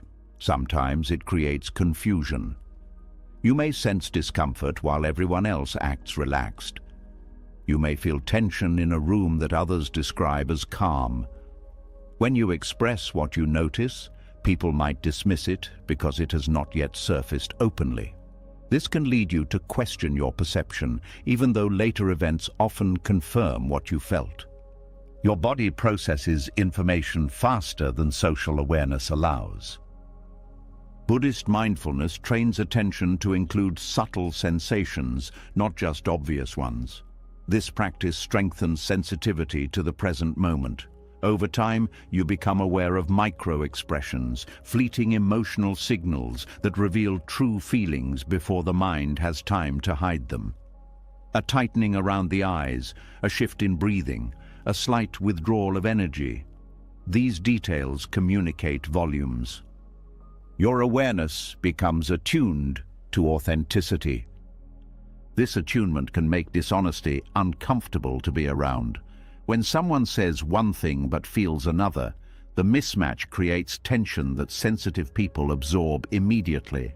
It is not that you are searching for flaws, it is that your perception cannot ignore inconsistency. This sensitivity often develops because of earlier experiences that required careful observation for safety. Learning to read moods became necessary, and the skill remained even when circumstances changed. What began as protection evolved into perception. However, refined awareness also has compassionate roots. When you genuinely care about others, you pay attention. You notice when someone's energy shifts because you want to understand them, not because you want to judge them. This intention makes your perception gentle rather than intrusive. Sensitive people often become quiet observers because observation feels safer than constant participation. From that position, you witness interactions unfolding with clarity. You see who dominates conversations, who withdraws, who tries to keep peace, who masks insecurity with humor. These patterns reveal emotional dynamics that shape relationships. Understanding these dynamics can deepen empathy. Instead of reacting to surface behavior, you consider what might be driving it. Anger may signal fear. Withdrawal may signal overwhelm. Excessive cheerfulness may signal loneliness. This perspective prevents you from taking things personally and allows you to respond with patience. At the same time, it can be exhausting. Constantly processing emotional undercurrents requires energy. If you do not learn how to filter what you absorb, you may leave social situations feeling drained. Your mind continues replaying interactions, analyzing tone and intention, trying to make sense of what was unsaid. This mental activity is not overthinking in the usual sense. It is unregulated empathy. Buddhist teachings emphasize balance between compassion and equanimity. You can care without carrying everything. Recognizing that not all emotional signals require action helps conserve energy. Sometimes awareness is simply awareness, not a call to intervene. Learning to step back prevents sensitivity from turning into burden. Another challenge arises when you perceive emotions others have not acknowledged themselves. You may sense sadness in someone who insists they are fine. You may notice resentment hidden behind politeness.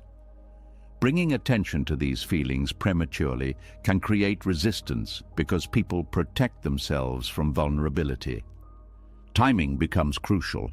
Sensitive awareness is most helpful when paired with patience. Instead of forcing insight, you allow people to reveal themselves at their own pace. You remain available without pushing. This approach builds trust and prevents misunderstanding. Trust is essential because your perception can feel invasive if handled carelessly. When people feel seen without judgment, they often relax and open up.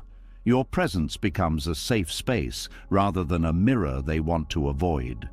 This is how sensitivity evolves into supportive connection rather than silent observation. Listening plays a major role in this process. Deep listening means paying attention not only to words, but to pauses, tone, and emotional context. It involves resisting the urge to interrupt or prepare responses. You let the other person's experience unfold fully before engaging. This creates conversations that feel meaningful rather than transactional. Meaningful dialogue nourishes both people involved.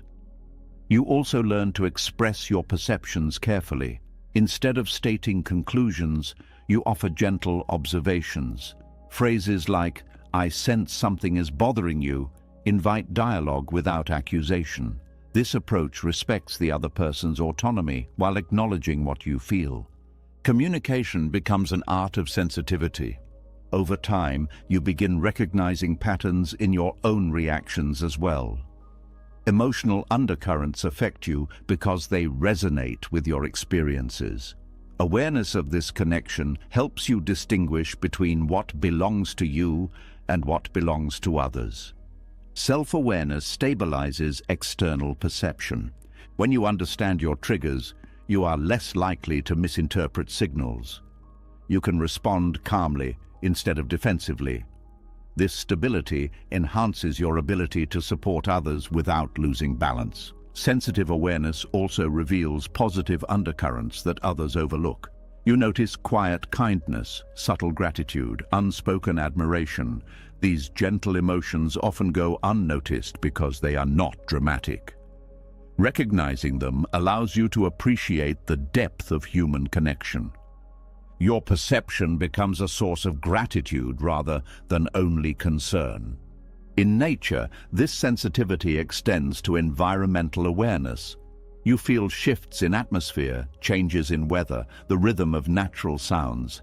These experiences ground you and restore energy depleted by social interaction. Nature communicates without words, offering clarity without complexity. Time spent in quiet environments recalibrates your perception. As you continue developing this awareness, discernment becomes important. Not every emotional signal requires your involvement. You learn to choose when to engage and when to observe from a distance. This choice preserves your energy for situations where your presence truly matters. Discernment protects your sensitivity from burnout. Another aspect of refined awareness is recognizing when someone's emotional state influences the entire group. One anxious person can raise collective tension. One calm person can stabilize it. By managing your own state, you contribute to the atmosphere around you. Your inner balance becomes a quiet form of leadership. Buddhist mindfulness teaches that awareness begins within. When you are grounded, external signals do not overwhelm you. Instead, they inform your responses. You act from clarity rather than impulse. Clarity transforms perception into wisdom. Sensitive people often worry that their awareness isolates them. Yet it can also connect them deeply with those who value authenticity. When you meet someone who appreciates emotional honesty, communication flows naturally. There is less need to decode signals because both of you speak from the same depth. Shared awareness creates genuine intimacy. You start recognizing that your ability to detect undercurrents is not a flaw, but a skill that requires care. Like any skill, it improves with practice and boundaries. It allows you to navigate complex situations with insight while maintaining compassion. Insight replaces confusion. As you become more comfortable with this ability, you stop doubting your perceptions. Confidence grows not from certainty about others, but from trust in your own experience. You know that what you sense has value, even if it is not immediately validated. Self-trust stabilizes your interactions. Eventually, refined awareness changes how you move through the world. You approach conversations with curiosity instead of assumption. You respect silence as much as speech. You value authenticity over performance. These choices shape relationships that feel honest and sustainable. Your presence becomes both perceptive and calming. As your awareness of emotional undercurrents becomes clearer, you begin to notice something heavier than personal tension. You start seeing the wider patterns, the unfairness that repeats, the quiet suffering that goes unnoticed, the small cruelties people excuse as normal. It stops being possible to look away without feeling a pull inside your chest. You may wish you could ignore it like others seem to do, but something in you refuses. Not because you want to carry the weight, but because once you see, pretending blindness feels like betrayal. There is a kind of exhaustion that does not come from physical effort. It comes from caring in a world that often moves forward without pausing to ask who gets hurt along the way. Constant moral awareness means your mind does not filter out injustice as background noise. It registers each instance as meaningful, each sign of suffering as something that matters. While others scroll past painful news or laugh at harsh jokes, you feel a quiet discomfort that lingers long after the moment passes. This awareness can make everyday life feel heavier than it appears on the surface. Sensitive perception extends beyond personal relationships into the social fabric itself. You notice when people are dismissed, when voices are ignored, when kindness is treated as weakness. You see how systems reward competition while neglecting compassion. These realizations accumulate until it feels like you are carrying a map of wounds that others refuse to acknowledge. Buddhist teachings describe this as the awakening of conscience. It is not meant to create despair, but it often does before wisdom matures. When awareness grows faster than understanding, the suffering of the world can feel overwhelming. You may ask why pain exists at all, why cruelty persists, why indifference spreads so easily. Questions without immediate answers can create restlessness. Living with moral awareness also means feeling tension between what is and what should be. You see potential for kindness that remains unused. You recognize opportunities for fairness that are ignored. This gap between reality and possibility becomes a source of frustration. It can feel like watching a preventable tragedy unfold in slow motion. Over time, frustration can turn into fatigue. Your nervous system was not designed to process constant exposure to suffering without relief. News cycles, social media, and daily interactions amplify negative events because they capture attention. If you absorb all of it, your mind becomes saturated. The result is emotional exhaustion that resembles burnout, even if your life appears stable from the outside. Learning to manage exposure becomes essential. Buddhist wisdom encourages compassion paired with discernment. Compassion without boundaries leads to depletion. Discernment asks where your energy can make a meaningful difference and where it would simply dissolve into overwhelm. This distinction allows you to remain engaged without losing balance. You begin to understand that caring does not require constant consumption of distress. Another aspect of moral awareness is the feeling of responsibility. You may believe that noticing suffering obligates you to act. When action is not possible, guilt can arise.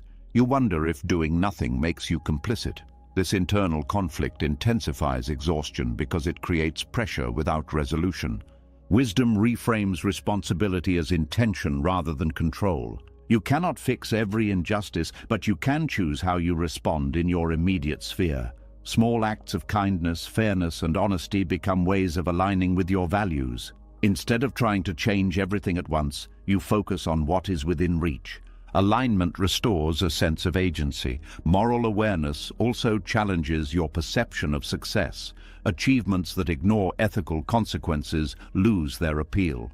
You may question career paths, consumer habits, or social norms that prioritize profit over well-being. This questioning can create tension with others who prefer not to examine these issues deeply. Standing by your values may feel isolating, yet isolation often reveals the importance of community with shared principles. Seeking out people who value compassion and fairness helps balance the weight of awareness. Collective action, even in small forms, transforms despair into purpose. You realize you are not alone in caring. Purpose counteracts exhaustion. Buddhist teachings emphasize that suffering exists, but attachment to suffering intensifies it. If you cling to anger or despair, you carry it everywhere. If you acknowledge pain while maintaining inner calm, you remain capable of constructive action. This balance prevents moral awareness from turning into hopelessness. Calm allows clarity. Practices that cultivate inner stability become essential. Meditation, mindful breathing, and reflective writing help process emotions before they accumulate. These practices do not remove awareness of injustice. They strengthen your capacity to face it without collapsing. Resilience grows through repetition. Another important insight is recognizing the limits of empathy. You can understand suffering without absorbing it fully. Visualizing emotional boundaries, like a permeable barrier that allows understanding but prevents overwhelm, helps maintain stability. This approach respects your sensitivity while protecting your well-being. Protection ensures longevity in compassionate action. Moral awareness can also deepen gratitude. Seeing suffering highlights the value of what is working, acts of kindness, moments of fairness, examples of courage. Focusing on these positive instances balances perception and prevents cynicism. Gratitude becomes fuel for continued engagement. Hope emerges from attention to goodness. You may notice that people respond differently to your awareness. Some appreciate your honesty and insight. Others may feel uncomfortable because it challenges their avoidance. Learning to communicate compassionately rather than confrontationally increases the likelihood of productive dialogue. Gentle truth travels further than harsh criticism. Buddhist wisdom teaches that change often begins internally. By embodying fairness, patience, and kindness, you influence your environment indirectly. Your behavior becomes evidence that another way of living is possible. This subtle influence can inspire others more effectively than argument. Presence becomes a form of activism. Over time, moral awareness transforms from burden into guidance. It directs your choices, relationships, and priorities. You become someone who acts thoughtfully rather than impulsively, who considers impact rather than convenience. This intentionality creates a life that feels aligned rather than conflicted. Alignment reduces inner tension. However, exhaustion may still return during periods of intense exposure to suffering. Recognizing early signs, irritability, withdrawal, loss of motivation, allows you to rest before burnout deepens. Rest is not abandonment of your values, it is preparation to continue honoring them. Recovery sustains commitment. Nature often provides restorative contrast to human-created distress. Spending time outdoors reminds you that life continues beyond social conflict. The rhythm of natural cycles offers perspective on impermanence and renewal. This perspective reduces the sense that everything depends on your vigilance. Perspective lightens the emotional load. Another helpful practice is focusing on one meaningful cause rather than trying to address every issue simultaneously. Concentrated effort produces tangible results, which reinforces motivation. Scattered effort often leads to frustration because progress is harder to perceive. Focus creates momentum. Moral awareness also sharpens your appreciation for authenticity. When you encounter people who act with integrity, their presence feels deeply reassuring. These individuals demonstrate that awareness can coexist with joy and resilience. Their example becomes a reminder that compassion does not have to be heavy. Role models provide encouragement. As your understanding matures, you begin to see moral awareness as a form of sensitivity to interconnection. Injustice anywhere affects the whole, including you. Recognizing this connection fosters humility rather than self-righteousness. You act not from superiority, but from shared humanity. Humility keeps compassion grounded. Ultimately, living with constant moral awareness is not about carrying the world alone. It is about participating in its healing while maintaining your own stability. You learn to care deeply without letting despair define you. You discover that hope is not naive optimism, but commitment to possibility despite difficulty. Commitment sustains meaning. As moral awareness settles into something steadier, your attention begins to widen beyond individual acts of injustice. You start noticing the structure that produces them, the rules people follow without questioning, the silent agreements that shape behavior, the invisible scoreboard everyone seems to be watching. What once looked like normal life begins to resemble a carefully staged performance, and the realization is both freeing and unsettling. A quiet question starts repeating in your mind. What are we all rushing toward? There is a strange moment when awareness shifts from personal to collective. You see how status defines worth in ways that have nothing to do with character. Titles, income, appearance, popularity. They form a hierarchy that people defend as if survival depends on it. Yet beneath that defense you sense anxiety, as though everyone fears falling behind in a race no one truly understands. This perception can make ordinary conversations feel scripted. People talk about success as if it were a destination that guarantees peace, yet many who reach it still feel restless. They acquire symbols of achievement, but the satisfaction fades quickly, replaced by pressure to maintain or surpass what they have gained. Watching this cycle unfold raises uncomfortable questions about whether the system itself is designed to keep people chasing rather than arriving. Buddhist teachings describe this as attachment to identity. When people define themselves by external measures, they become dependent on conditions they cannot fully control. Awareness reveals how fragile that dependency is. A change in circumstance can dismantle years of effort, exposing the instability beneath the image of security. You begin to see how much energy is spent protecting illusions. Competition is another layer that becomes visible. From early childhood, comparison is encouraged. Grades, talents, popularity, career progress. The assumption is that competition produces excellence, but awareness notices the cost: anxiety, resentment, fear of failure, and the erosion of cooperation. Instead of bringing out the best in people, it often brings out defensiveness. You realize that comparison narrows perception. When attention is focused on outperforming others, curiosity and creativity shrink. People choose safe paths that promise recognition rather than meaningful exploration. They become cautious about authenticity because difference risks exclusion. This conformity maintains the system but limits individual growth.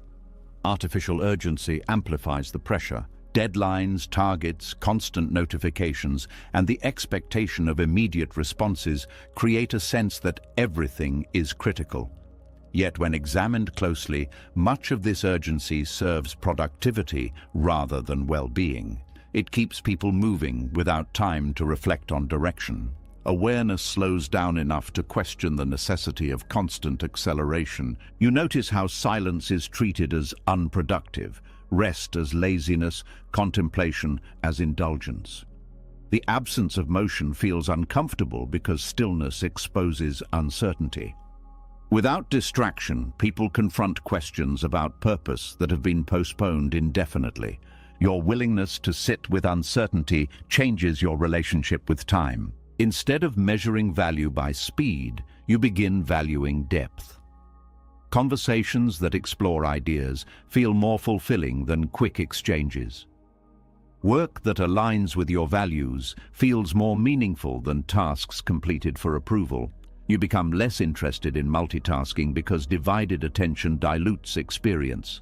Presence replaces performance as your guiding principle. This shift may create friction with environments that prioritize efficiency over reflection. You might feel out of sync with schedules that leave no room for spontaneity or recovery.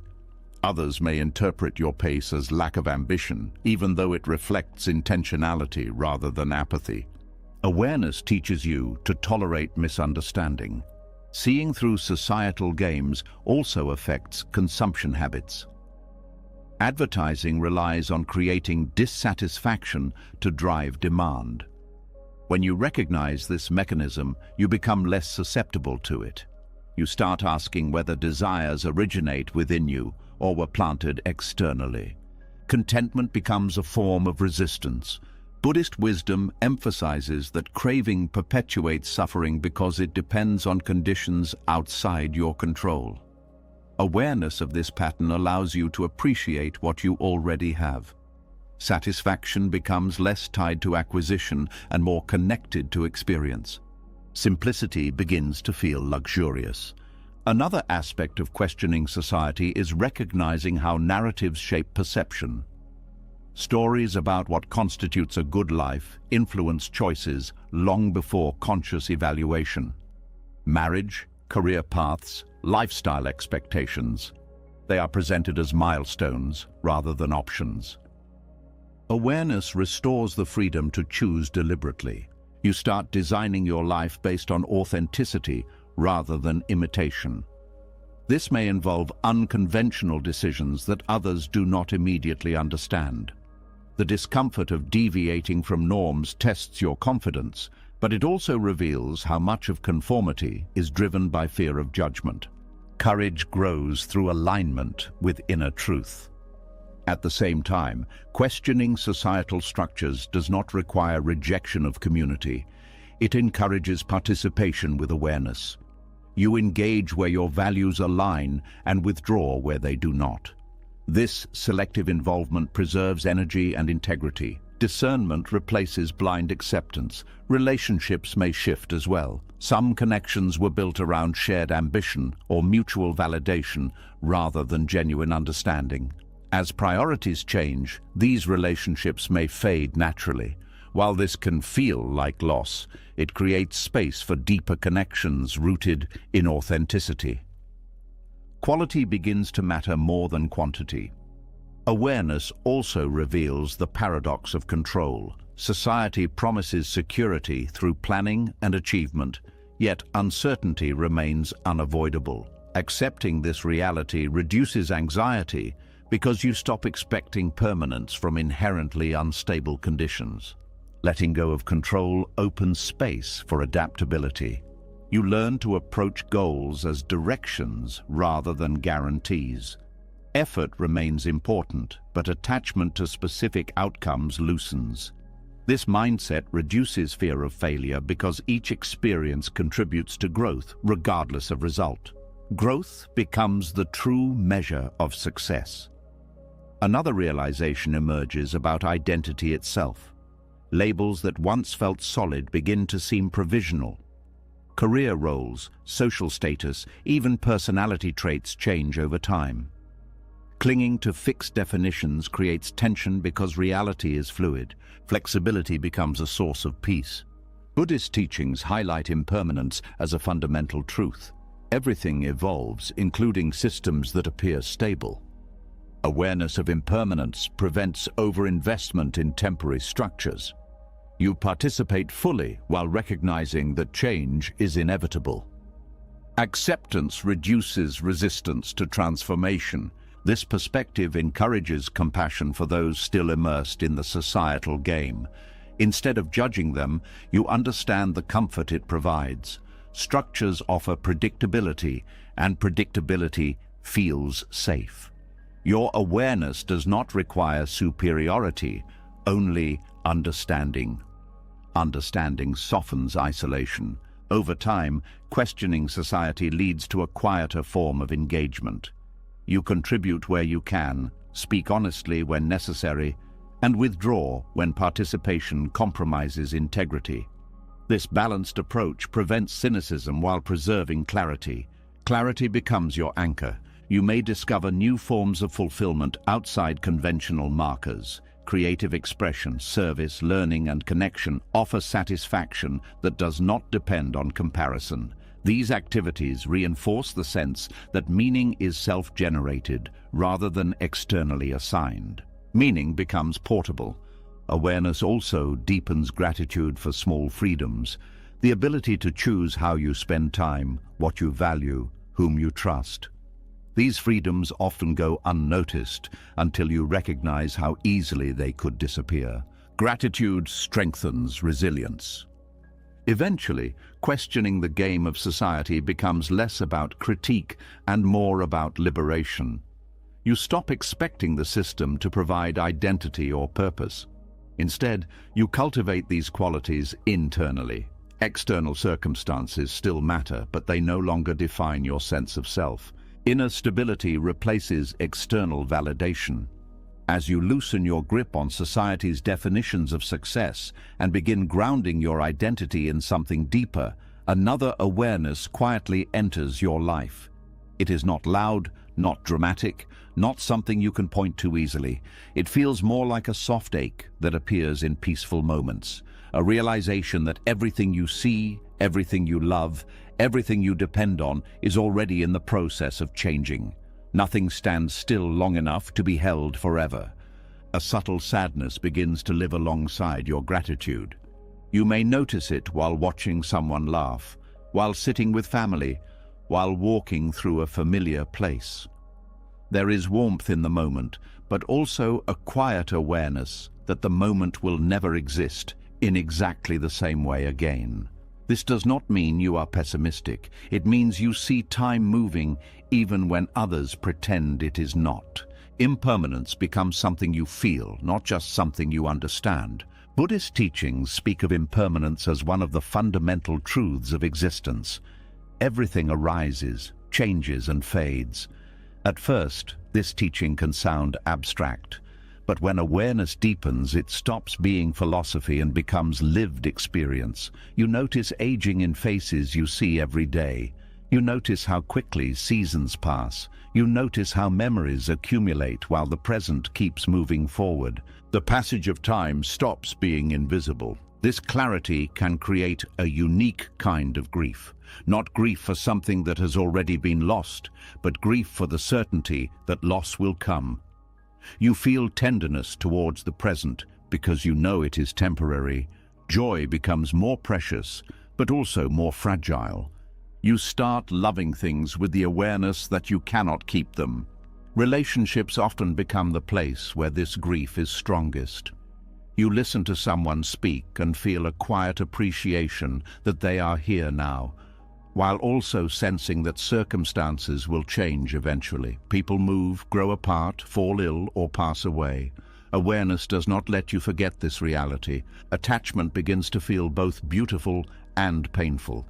This does not mean you withdraw from connection. Instead, you engage more deeply because you recognize its rarity. Every conversation becomes meaningful. Every shared experience feels like something to be cherished rather than taken for granted. Presence becomes an act of love. At the same time, you may struggle with others who avoid thinking about impermanence. When you express appreciation or concern, they may dismiss it as unnecessary worry. They prefer to believe that life will remain stable. Your awareness can make you feel out of sync with their comfort. You carry truths that others are not ready to face. Nature often mirrors this lesson. Watching leaves fall, tides shift, or flowers fade reminds you that change is the rhythm of existence. Nothing in nature resists transformation. Only human expectations create the illusion of permanence. Observing nature can soften the resistance to loss. Buddhist wisdom encourages acceptance rather than denial. When you stop fighting impermanence, grief transforms into appreciation. You begin valuing moments precisely because they will not last. Instead of clinging, you practice receiving. Receiving replaces grasping. Another effect of understanding impermanence is the way it reshapes priorities. Petty conflicts lose importance because time feels too precious to waste on resentment. You become more willing to forgive, more inclined to express love, more attentive to what truly matters. Clarity simplifies decisions. You may also notice that material possessions lose their emotional hold. Objects wear out, trends change, wealth fluctuates. Investing identity in what can disappear begins to feel unstable. You start valuing experiences and relationships more than accumulation. Meaning shifts from ownership to connection. However, silent grief can still arise unexpectedly. A familiar song, an old photograph, a place that no longer feels the same. These triggers remind you of how much has already changed. Nostalgia becomes bittersweet because it highlights the distance between past and present. Memories become both comfort and reminder. This awareness can also deepen compassion for others. Recognizing that everyone is navigating loss in some form makes you gentler in your judgments. People's fears and defensiveness often come from their struggle with impermanence, even if they do not articulate it that way. Compassion grows from shared vulnerability. Buddhist practice offers tools for working with this grief. Meditation on impermanence encourages observing change without resistance. By watching thoughts, sensations, and emotions arise and pass, you learn that nothing remains fixed. This understanding reduces fear because change becomes familiar rather than threatening. Familiarity reduces anxiety. Gratitude practices also help transform grief into appreciation. When you consciously acknowledge what is present now, you anchor yourself in the current moment instead of projecting loss into the future. This balance allows you to feel both tenderness and stability. Stability comes from acceptance, not control. Another dimension of impermanence is recognizing your own changing identity. The person you were years ago is not the person you are now. Beliefs evolve, priorities shift, perspectives deepen. Seeing this continuity of change can be unsettling, but it also confirms that growth is possible. You are not trapped by past versions of yourself. This realization can free you from rigid self-concepts. If everything changes, then limitations are not permanent either. You can learn, heal, and transform because nothing about you is fixed. Impermanence becomes a doorway to possibility. Still, there is humility in acknowledging that control over outcomes is limited. Plans may fail, relationships may end, health may fluctuate. Accepting this uncertainty encourages flexibility rather than rigidity. Flexibility allows resilience. Understanding impermanence also alters how you experience beauty. Sunsets feel more profound because they vanish quickly. Childhood laughter feels sacred because it will not last forever. Ordinary moments reveal depth when seen through the lens of transience. Beauty intensifies when you stop assuming it will repeat. You may find yourself expressing appreciation more openly, saying thank you, offering affection, acknowledging someone's impact on your life. These actions become urgent in a gentle way. You no longer postpone kindness because you know opportunities can disappear. Kindness becomes timely. This awareness can also inspire courage. Fear of embarrassment or failure loses power when compared to the inevitability of time passing. You become more willing to pursue meaningful experiences instead of waiting for perfect conditions. Action replaces hesitation, yet the silent grief never disappears entirely. It becomes a background tone that reminds you to stay awake to life. Instead of paralyzing you, it motivates deeper engagement. You learn to hold joy and sadness together without needing one to cancel the other. Emotional complexity becomes natural. Buddhist teachings describe this balance as equanimity, the ability to remain steady while experiencing the full range of human emotions. Equanimity does not suppress grief. It provides space for it without allowing it to dominate, as space creates peace. Over time, impermanence transforms from a source of sorrow into a source of wisdom. You begin to trust that change includes renewal as well as loss. Endings make room for beginnings, even when the transition feels painful. Cycles replace linear expectations. This perspective allows you to approach life with gentleness. Instead of demanding permanence from relationships, achievements, or circumstances, you appreciate them while they are present. This appreciation creates a quieter form of happiness that does not depend on stability. Contentment becomes compatible with uncertainty. As you learn to live with impermanence instead of resisting it, another pattern becomes impossible to ignore. You begin noticing that the spaces that once felt familiar now feel tight, as if they were built for a version of you that no longer exists. Conversations repeat without depth. Routines feel mechanical. Places that once brought comfort now leave you restless. Nothing dramatic happened, yet everything feels different. Growth quietly changed the shape of what you can tolerate.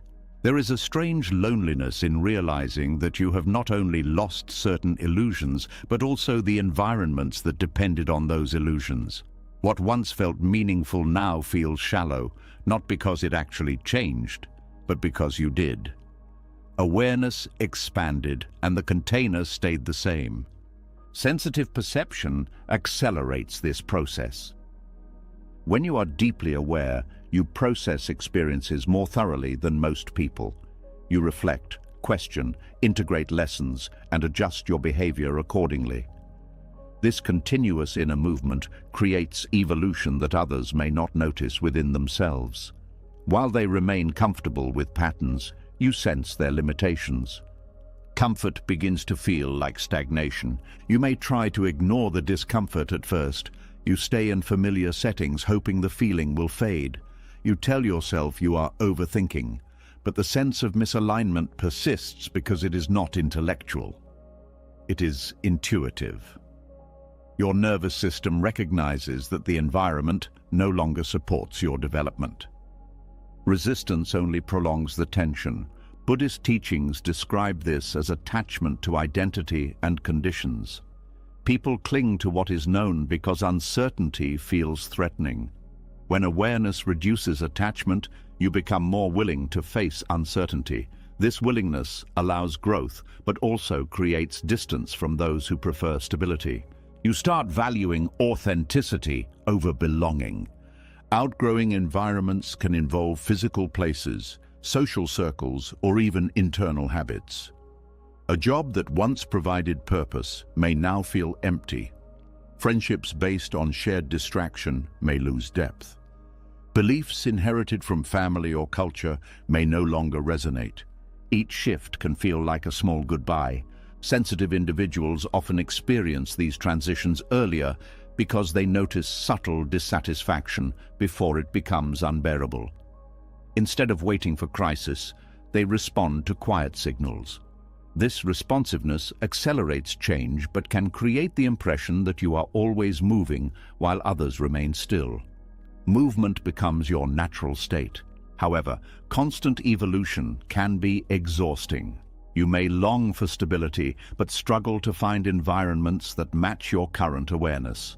The search for alignment can feel endless, especially when each stage of growth reveals new needs. Patience becomes essential. Outgrowing something does not mean rejecting it. It means recognizing that its role in your life has completed. You can appreciate what it once offered while acknowledging that staying would limit further development. Gratitude softens the departure. Another challenge is explaining this process to others. They may interpret your changes as dissatisfaction with them personally rather than with the situation. They may accuse you of being difficult, restless, or ungrateful, because they do not share your internal experience. Misunderstanding can intensify isolation. Learning to communicate your needs without blaming others becomes important. You can express appreciation for shared history while clarifying that your path is evolving. This approach reduces conflict and preserves relationships where possible. Honesty builds bridges even during separation. Buddhist wisdom emphasizes non-attachment not as indifference, but as freedom from clinging. When you stop forcing yourself to stay where you no longer belong, you allow both yourself and others to move toward environments that suit them better. Freedom benefits everyone involved. Sensitivity also sharpens awareness of subtle toxicity. You notice dynamics that drain energy, patterns of manipulation, or unspoken expectations that suppress authenticity. While others may tolerate these conditions for convenience, you feel their impact immediately. Your body becomes a compass for alignment. Listening to this compass requires courage because it may lead you away from security. Leaving a stable job, relocating, or redefining relationships involves uncertainty. Yet staying in misaligned environments creates a slower form of suffering that erodes vitality over time. Choosing growth over comfort becomes a defining decision. As you transition into new spaces, you may encounter imposter feelings. New environments require new skills, new social norms, and new levels of vulnerability. Even though you outgrew the old space, you have not yet fully adapted to the new one. This in-between phase can feel disorienting. Buddhist teachings encourage acceptance of transitional states, just as seasons shift gradually. Personal evolution includes periods where identity feels fluid. Rather than rushing to establish certainty, you learn to tolerate ambiguity. Ambiguity becomes a sign of transformation. Sensitive awareness also makes you more selective about future environments. You pay attention to values, energy, and authenticity rather than surface appeal. You ask whether a place encourages growth or demands conformity. Discernment protects your trajectory. You may find yourself drawn to quieter spaces, meaningful work, or communities that prioritize depth over performance. These environments support your sensitivity instead of overwhelming it. They allow you to engage fully without constant self-protection. Alignment restores energy. Another aspect of outgrowing environments is recognizing that not everyone is meant to accompany you indefinitely. Some relationships serve specific stages of life. When that stage ends, the connection may fade naturally. This realization can be painful, but also liberating. Release creates space for new connections. Sensitive people often feel responsible for maintaining harmony, so letting go may feel like failure. Yet holding on to mismatched relationships out of obligation prevents both people from evolving freely. Letting go is sometimes an act of respect. You may also notice that solitude becomes less frightening and more necessary. Time alone allows integration of new insights without external pressure. Solitude becomes a workshop for identity rather than a sign of isolation. Reflection accelerates growth. Over time, you begin trusting the rhythm of your evolution. Instead of resisting the urge to move forward, you follow it with curiosity. Each transition becomes evidence that awareness is guiding you toward greater authenticity. Trust replaces anxiety. Buddhist practice encourages compassion for yourself during these shifts. Growth involves uncertainty, vulnerability, and occasional mistakes. Treating yourself gently prevents the process from becoming self-critical. Compassion sustains momentum. Eventually, you start recognizing patterns in your journey.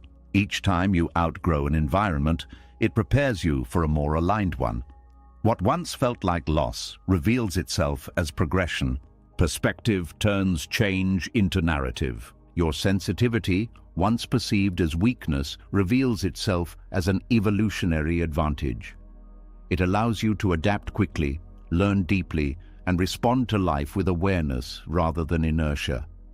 Awareness becomes your strength. As this strength stabilizes, You stop apologizing for needing environments that nourish your depth. You understand that compatibility matters more than convenience. You choose spaces where you can expand without shrinking parts of yourself. Authenticity becomes non-negotiable.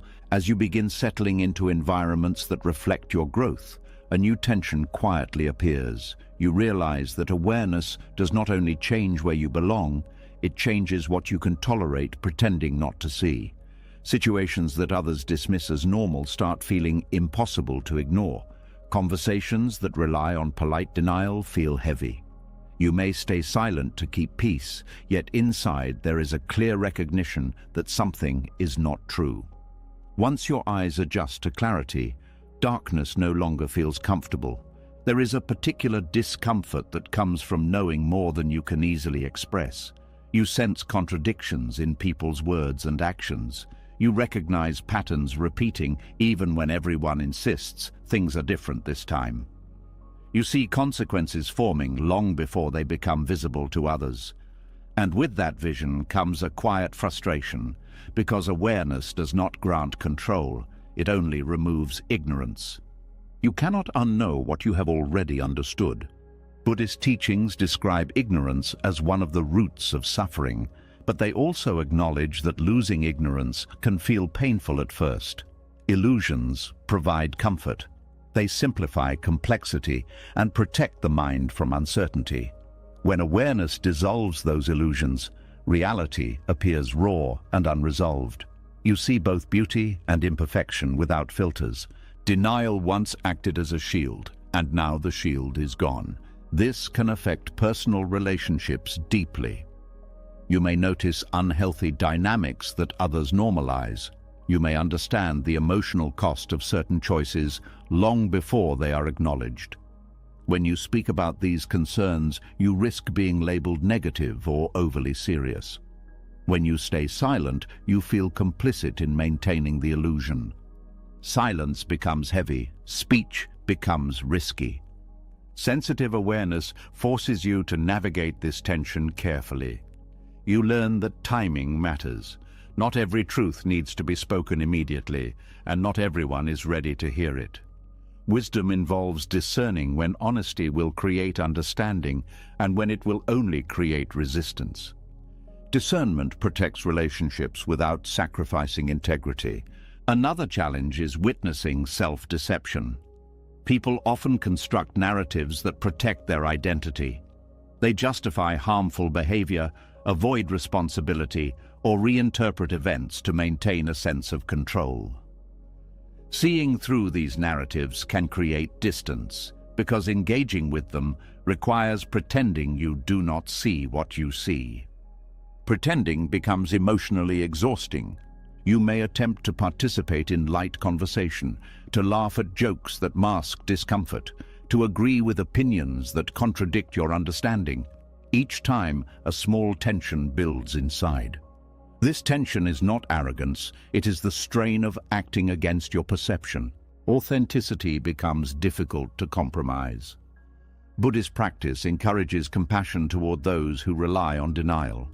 People cling to illusions because they fear what lies beneath.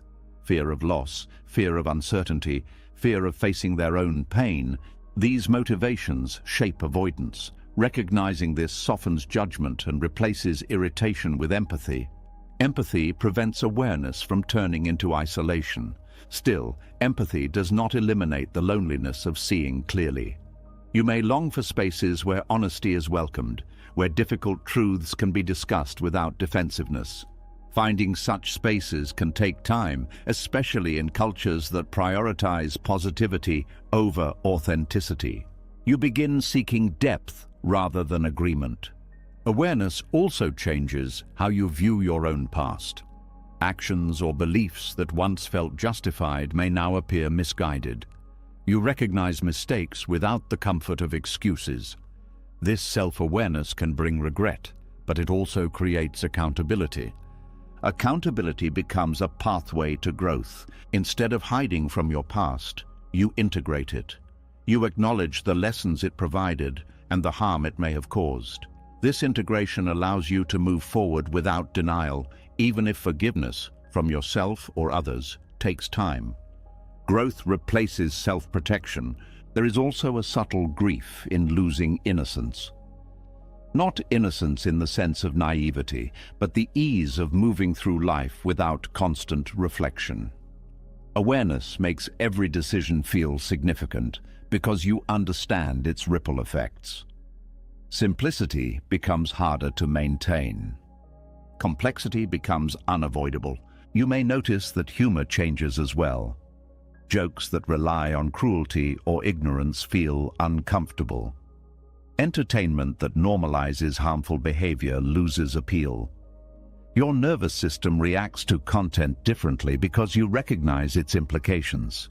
Sensitivity reshapes your emotional responses. Buddhist teachings emphasize right speech, communication that is truthful, beneficial, and compassionate.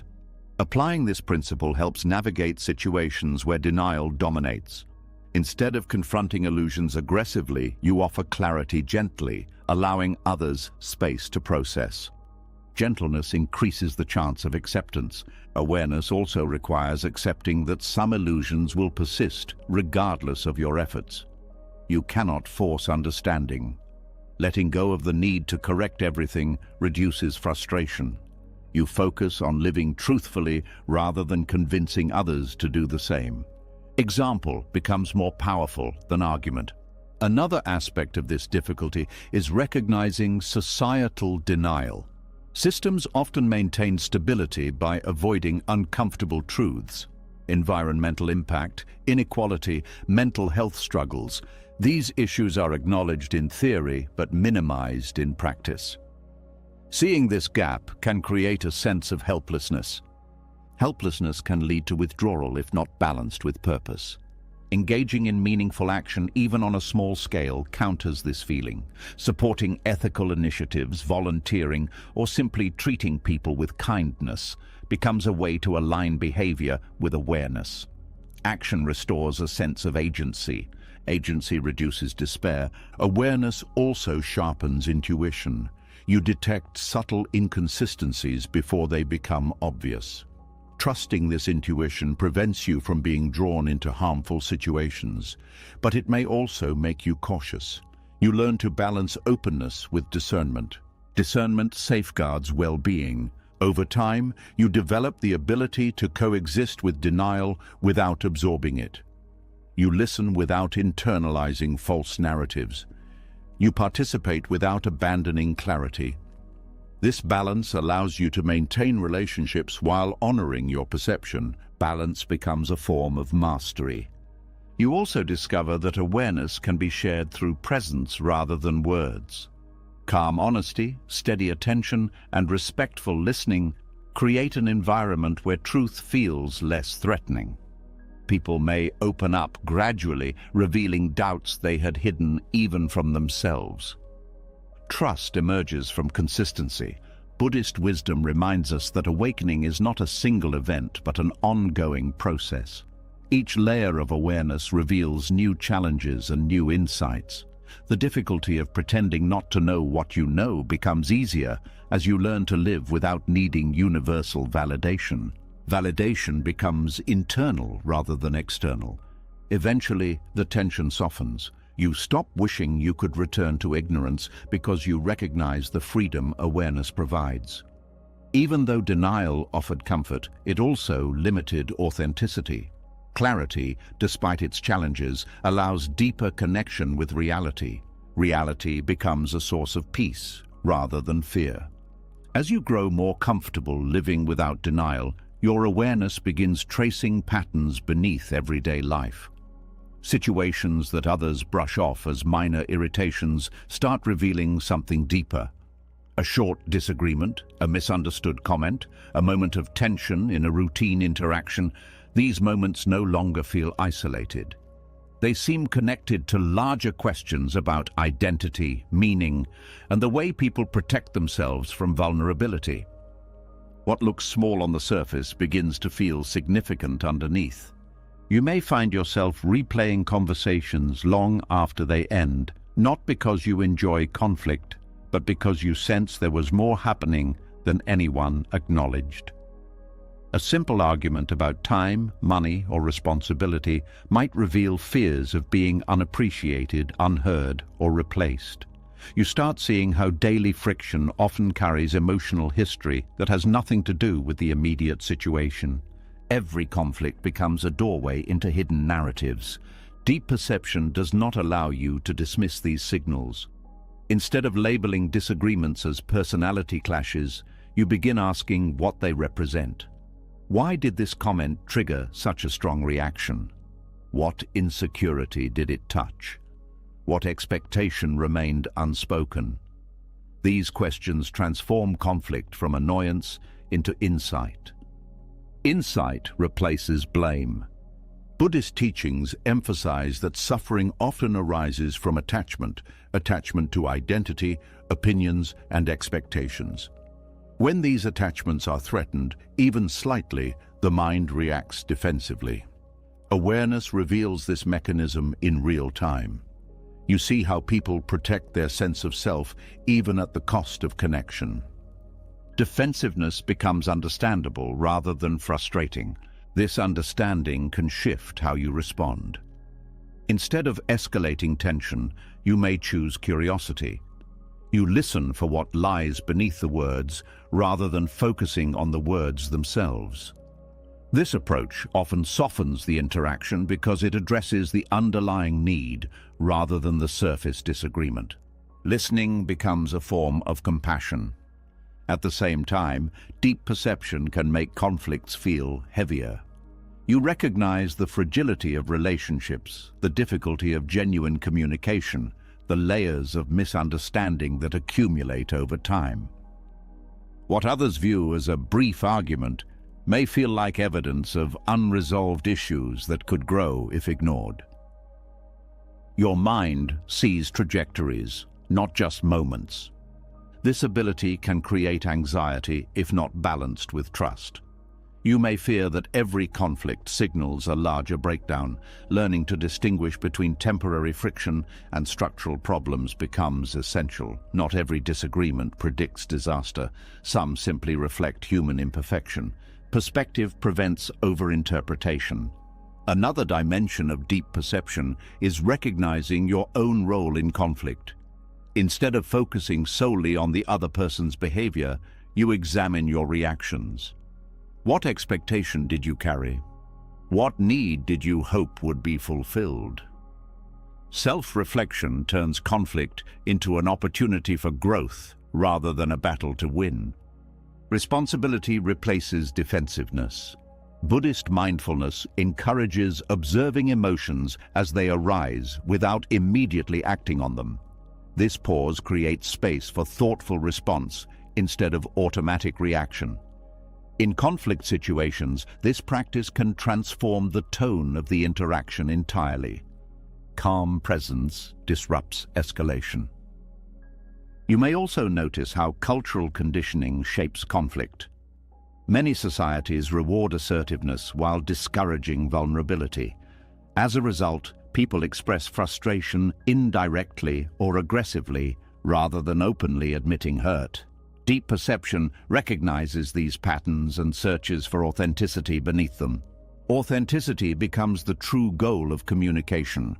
Small conflicts often reveal larger existential questions about belonging and worth. Being ignored can trigger fears of invisibility. Being criticized can awaken doubts about competence. Being dismissed can touch childhood memories of not being taken seriously. Awareness connects these reactions to their roots. Past and present intertwine within each interaction. Understanding this connection fosters empathy.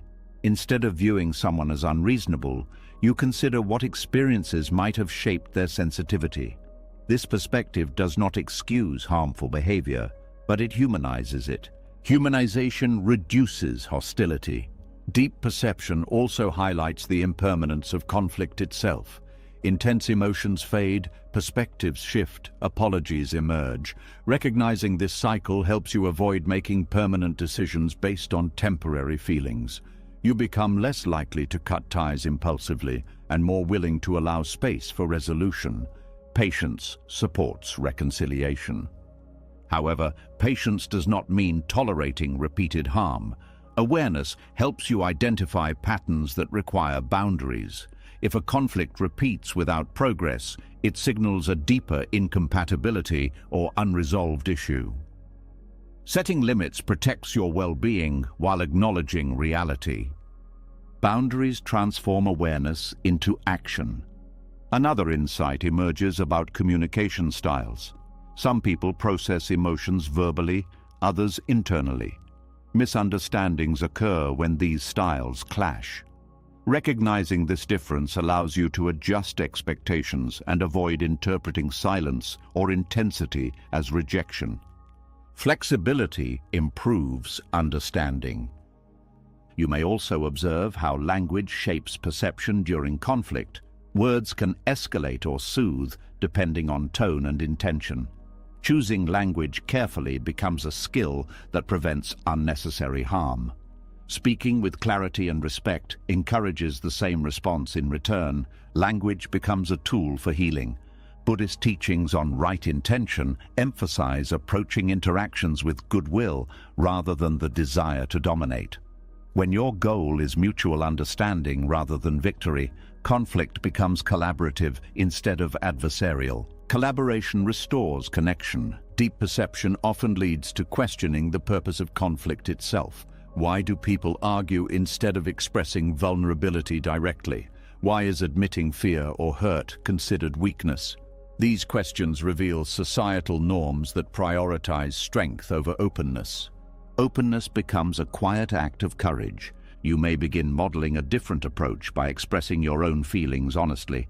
Saying, "I felt hurt," instead of "you were wrong," shifts the focus from accusation to experience. This vulnerability invites empathy and reduces defensiveness. Vulnerability deepens trust. At times, deep perception can feel isolating because others may not engage at the same depth.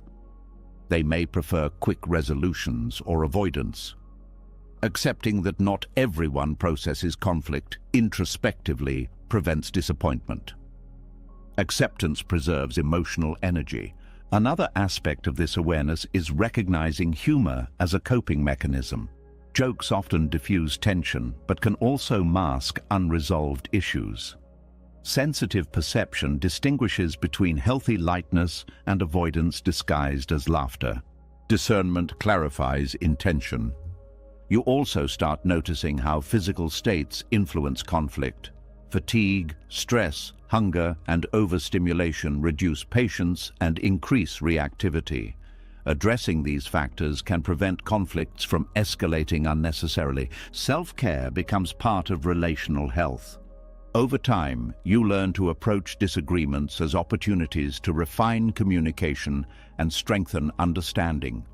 Each resolved conflict builds confidence in your ability to navigate complexity without losing compassion. Confidence replaces fear of confrontation. Deep perception ultimately transforms how you view human interaction.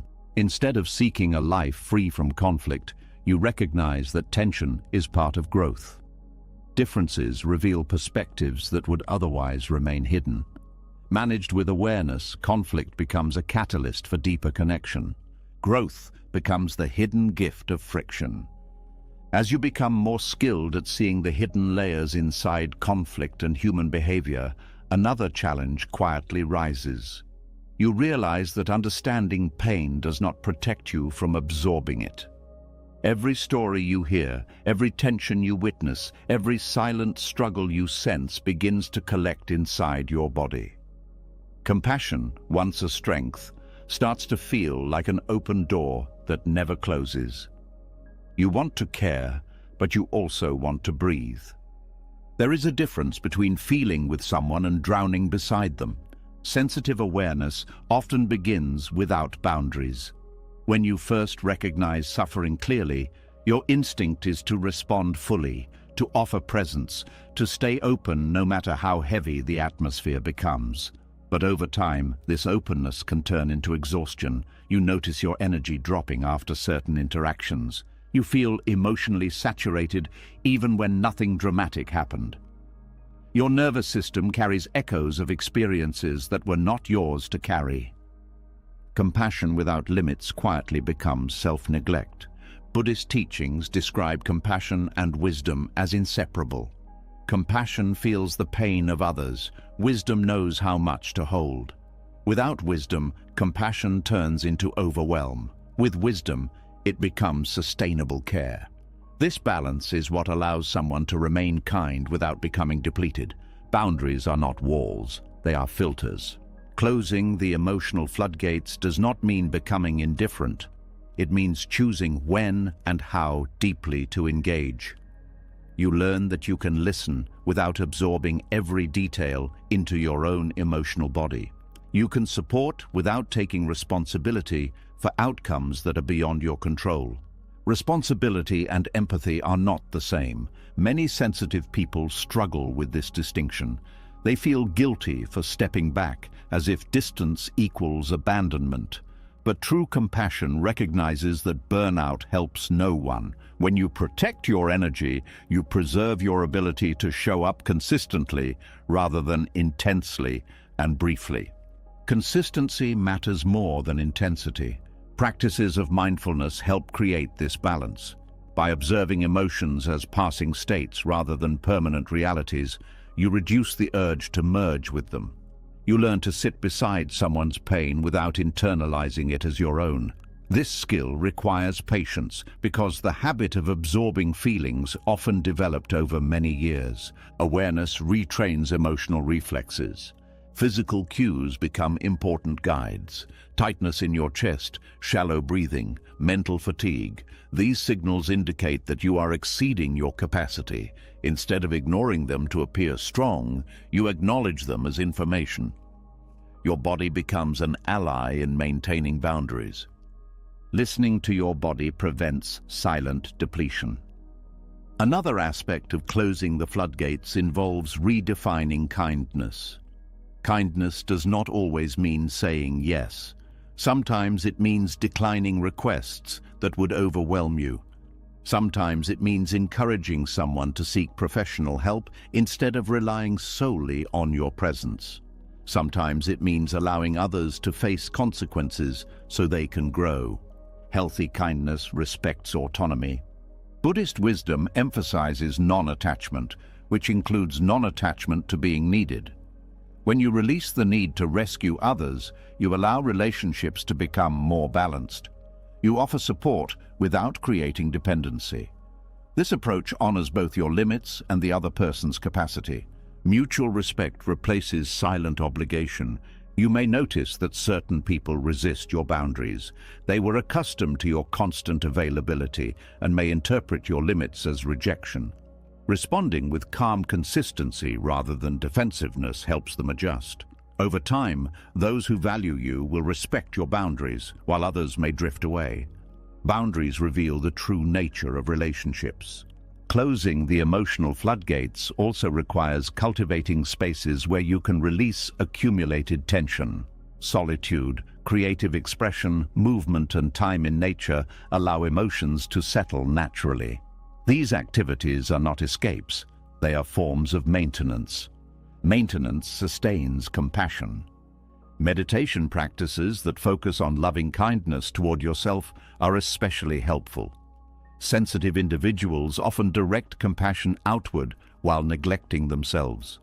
Turning that kindness inward restores balance and prevents resentment from forming. Self-compassion strengthens external compassion. Another essential skill is distinguishing between empathy and projection. Sometimes you feel someone's pain because it resonates with your own unresolved experiences. Recognizing this overlap prevents confusion and allows you to address your own needs instead of merging them with someone else's story. Clarity separates past from present. Over time, you learn to approach emotional engagement intentionally. Before entering a heavy conversation or environment, you ground yourself. You remind yourself of your limits. You set an internal intention to remain present without absorbing more than you can process. Preparation transforms vulnerability into strength. Sensitive awareness also becomes more selective. You choose where to invest your energy rather than reacting automatically to every call for attention. This selectivity is not selfish. It is strategic compassion. It ensures that your support is meaningful rather than scattered. Focus amplifies impact. You may discover that humor and lightness can coexist with compassion. Laughter releases tension and reminds both you and others that suffering does not define the entire experience. This balance prevents interactions from becoming emotionally suffocating. Lightness keeps connection alive. Buddhist teachings often compare the mind to water. When undisturbed, it reflects clearly. When agitated, it distorts perception. Protecting your emotional equilibrium allows you to respond wisely rather than impulsively. Calm presence becomes your most valuable offering. Calm is contagious. Another realization emerges about the difference between sympathy and compassion. Sympathy can create distance by focusing on how unfortunate someone's situation is. Compassion emphasizes shared humanity and possibility. By staying grounded, you communicate solidarity rather than pity. Grounded compassion empowers rather than diminishes. As you refine this skill, you stop fearing emotional intensity. You know you can engage deeply when necessary and step back when needed. This confidence replaces the earlier sense of vulnerability that made you either withdraw completely or overextend yourself. Flexibility becomes your protection. Closing the floodgates also involves forgiving yourself for past overexertion. You acted with the awareness you had at the time. Recognizing your growth allows you to move forward without shame. Growth includes learning through imbalance. Sensitive people often discover that boundaries improve their relationships rather than weaken them. When you are not overwhelmed, you listen more attentively, respond more thoughtfully, and remain present longer. Your presence becomes steadier and more reliable. Stability builds trust. Buddhist practice ultimately teaches the middle path, avoiding extremes of indifference and over-identification. This path allows you to remain open-hearted while maintaining inner peace. Compassion becomes a steady flame instead of a wildfire. Balance preserves warmth without destruction. Over time, you realize that caring for yourself is part of caring for others. Your well-being influences every interaction. By protecting your energy, you ensure that your kindness remains genuine rather than forced. Authenticity sustains connection. As you learn to care without drowning and to protect your energy without hardening your heart, another tension quietly reveals itself. You begin noticing how often people rush to cover pain with cheerful phrases, how quickly discomfort is replaced with forced smiles, how silence around difficult truths is filled with bright words that feel strangely hollow. You are not against hope, but something inside you resists pretending that everything is fine when it clearly is not. There is a difference between peace and avoidance dressed as positivity. Sensitive awareness makes it hard to accept surface-level reassurance when deeper emotions are still present. When someone is grieving and is told to stay strong, you feel the pressure behind those words. When someone is struggling and hears everything happens for a reason, you sense how that statement closes the door on honest expression. Artificial positivity often prioritizes comfort over authenticity, and sensitive minds can feel that trade immediately. You begin craving honesty more than encouragement. Artificial positivity is built on the fear of discomfort. Many people believe that acknowledging pain will make it worse, so they try to neutralize it with optimism. Yet, unacknowledged pain does not disappear. It simply moves inward where it becomes harder to process. Awareness recognizes this pattern and refuses to participate in it. Truth becomes more healing than reassurance. Buddhist teachings emphasize right understanding, which involves seeing reality clearly rather than through wishful thinking. Suffering is not denied or minimized. It is acknowledged as part of existence, not as a failure of attitude. This perspective allows space for genuine healing because it begins with acceptance. Acceptance feels more respectful than forced hope. Sensitive individuals often feel alienated in environments that demand constant positivity. Workplaces that celebrate relentless enthusiasm, social circles that avoid serious conversations, communities that equate happiness with success. These spaces can feel exhausting. You may find yourself smiling outwardly while feeling disconnected inwardly. Disconnection becomes the cost of fitting in. Rejecting artificial positivity does not mean rejecting joy. It means preferring authentic joy over performative happiness. Authentic joy coexists with awareness of pain. It does not erase it. It emerges from presence rather than denial. Presence allows emotions to coexist without conflict. Sensitive minds also notice how positivity can be used to silence valid concerns. When someone points out injustice or difficulty and is told to look on the bright side, their experience is minimized. Awareness recognizes this as a subtle form of dismissal. Being heard matters more than being cheered up. You may begin choosing conversations more carefully, seeking people who can hold complexity without rushing to fix it. With these individuals, you can express doubt, sadness, or uncertainty without being met with platitudes. Such interactions feel nourishing because they respect your emotional reality. Depth replaces superficial comfort. Artificial positivity often arises from the discomfort people feel with their own emotions.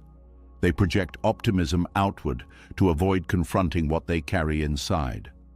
Understanding this softens frustration. Instead of judging them, you see their behavior as self-protection.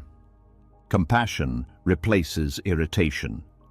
Buddhist wisdom encourages equanimity, the ability to remain steady amid both pleasant and unpleasant experiences. Equanimity differs from positivity because it does not favor one emotion over another.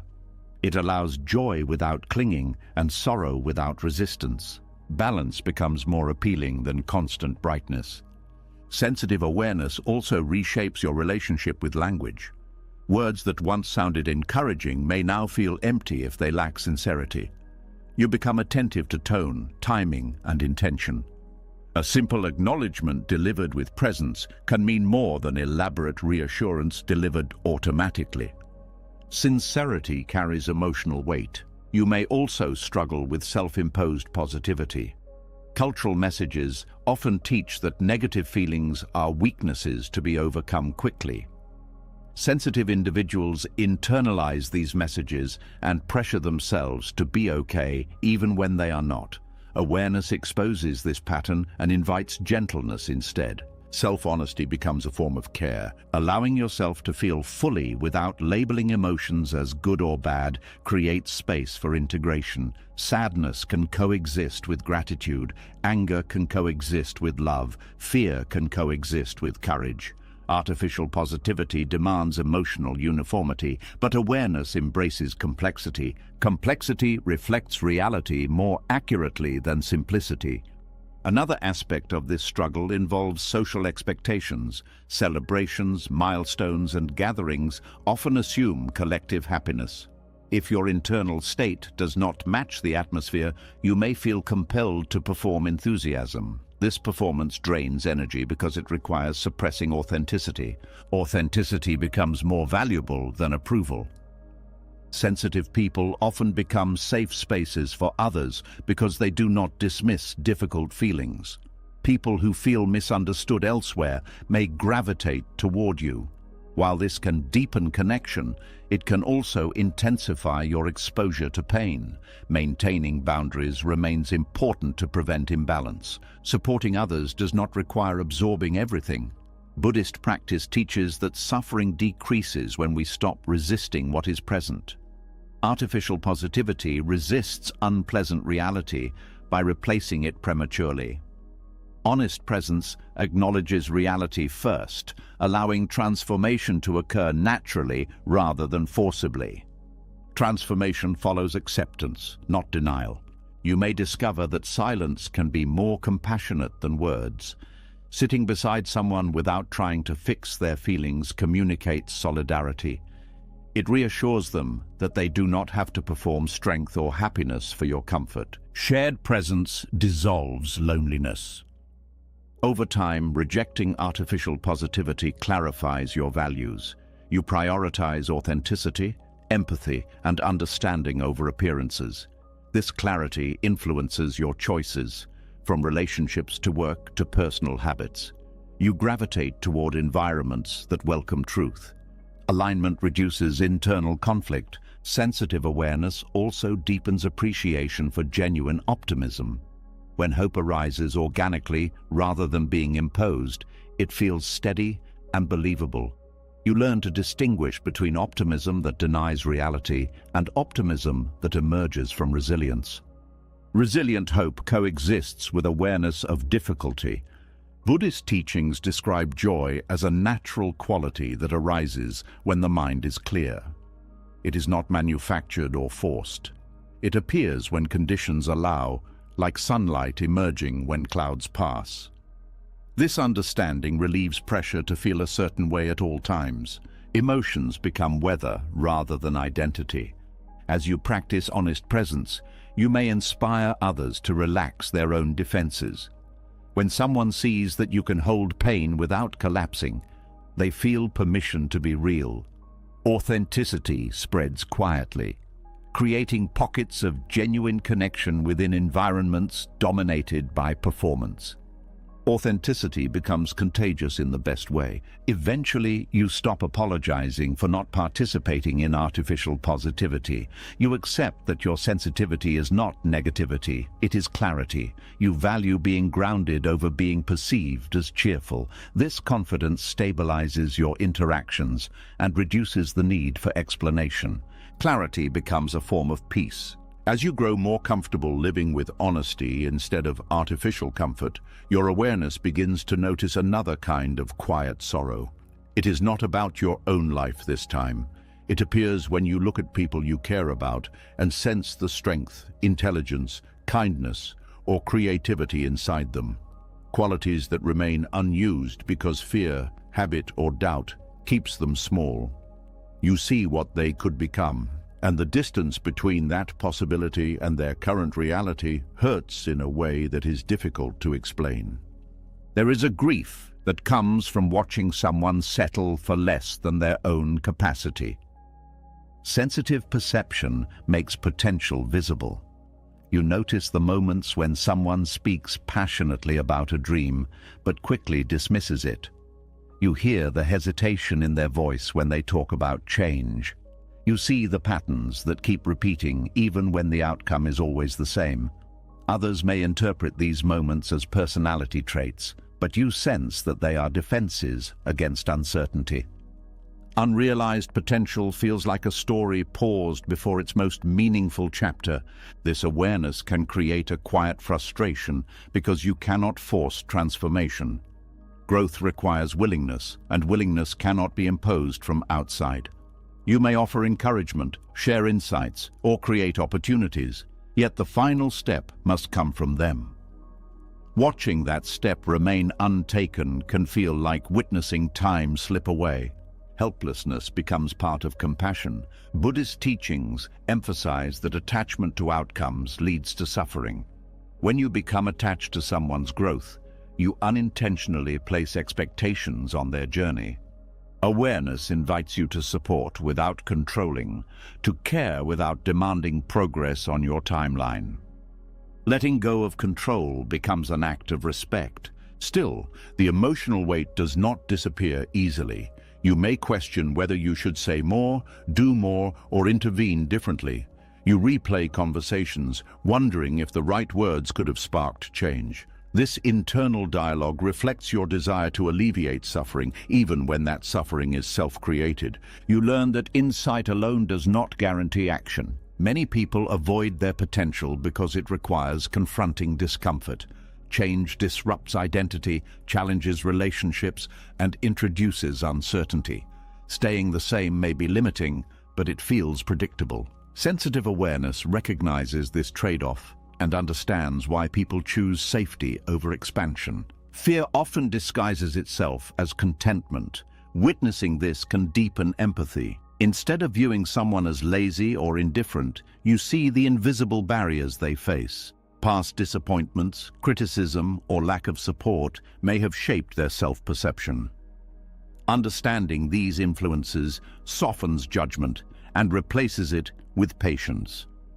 Patience becomes a form of quiet support. At the same time, you may need to accept that not everyone seeks the same depth of experience. Some people prioritize stability, familiarity, or comfort over growth. Their definition of fulfillment may differ from yours. Recognizing this difference prevents resentment from forming. Different paths do not invalidate each other. Sensitive individuals often feel responsible for helping others awaken to their abilities. This sense of responsibility can become burdensome if you measure your success by their progress. Buddhist wisdom encourages compassion that does not depend on results. You offer what you can and release the rest. Offering without attachment preserves peace. You may also notice how societal expectations influence people's choices. Cultural norms often reward conformity more than originality. Pursuing unconventional paths can invite criticism or isolation. Observing someone abandon their dreams to maintain approval can feel painful because you understand the cost. Approval can become a subtle cage. In some cases, people internalize negative beliefs about themselves so deeply that they cannot imagine another reality. They dismiss compliments, minimize achievements, or avoid opportunities because they do not believe they deserve them. Sensitive awareness sees this self-limitation clearly and longs for them to experience their own worth. Encouragement must be gentle to be effective. Direct confrontation can trigger defensiveness, reinforcing the very barriers you hope to dissolve. Instead, modeling authenticity and growth in your own life can inspire indirectly. When people witness someone living aligned with their potential, it challenges their assumptions about what is possible. Example communicates more than persuasion.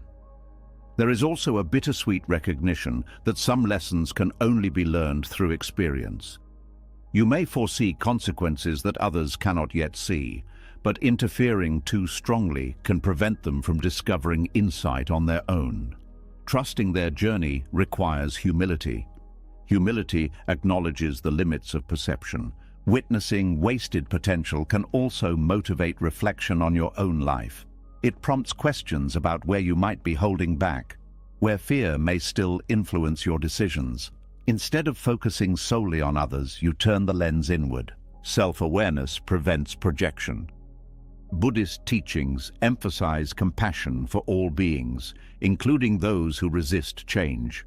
This compassion arises from understanding that everyone seeks happiness, even if their methods lead to suffering. Recognizing this shared desire dissolves the illusion of separation. Shared humanity replaces frustration. Another layer of this experience involves grief for what might never happen. When someone consistently chooses avoidance, certain possibilities fade quietly. You mourn not just the person they are now, but the version of them that might have existed under different circumstances. Grief honors unrealized futures. Sensitive awareness also reveals that growth is not linear. People may remain stagnant for years and then transform suddenly when conditions align. Holding space for that possibility prevents despair from solidifying into cynicism. Hope remains without expectation. You may learn to celebrate small signs of change rather than waiting for dramatic transformation.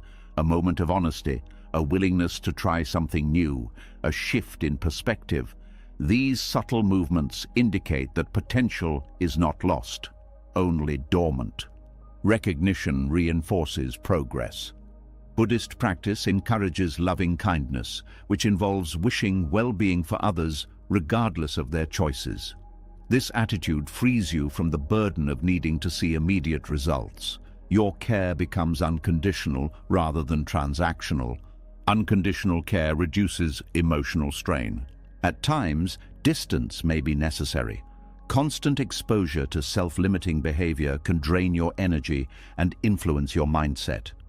Stepping back allows you to maintain clarity without becoming entangled in patterns you cannot change. Distance can be a form of compassion for yourself. Over time, you begin to understand that potential is deeply personal. What appears as wasted from one perspective may feel sufficient from another. Respecting this diversity of experience prevents you from imposing your standards on others. Respect nurtures healthier relationships. Sensitive perception ultimately teaches that witnessing is itself a role. You may not guide someone's transformation, but your presence can offer silent encouragement. Knowing that someone believes in their capacity may plant seeds that grow later.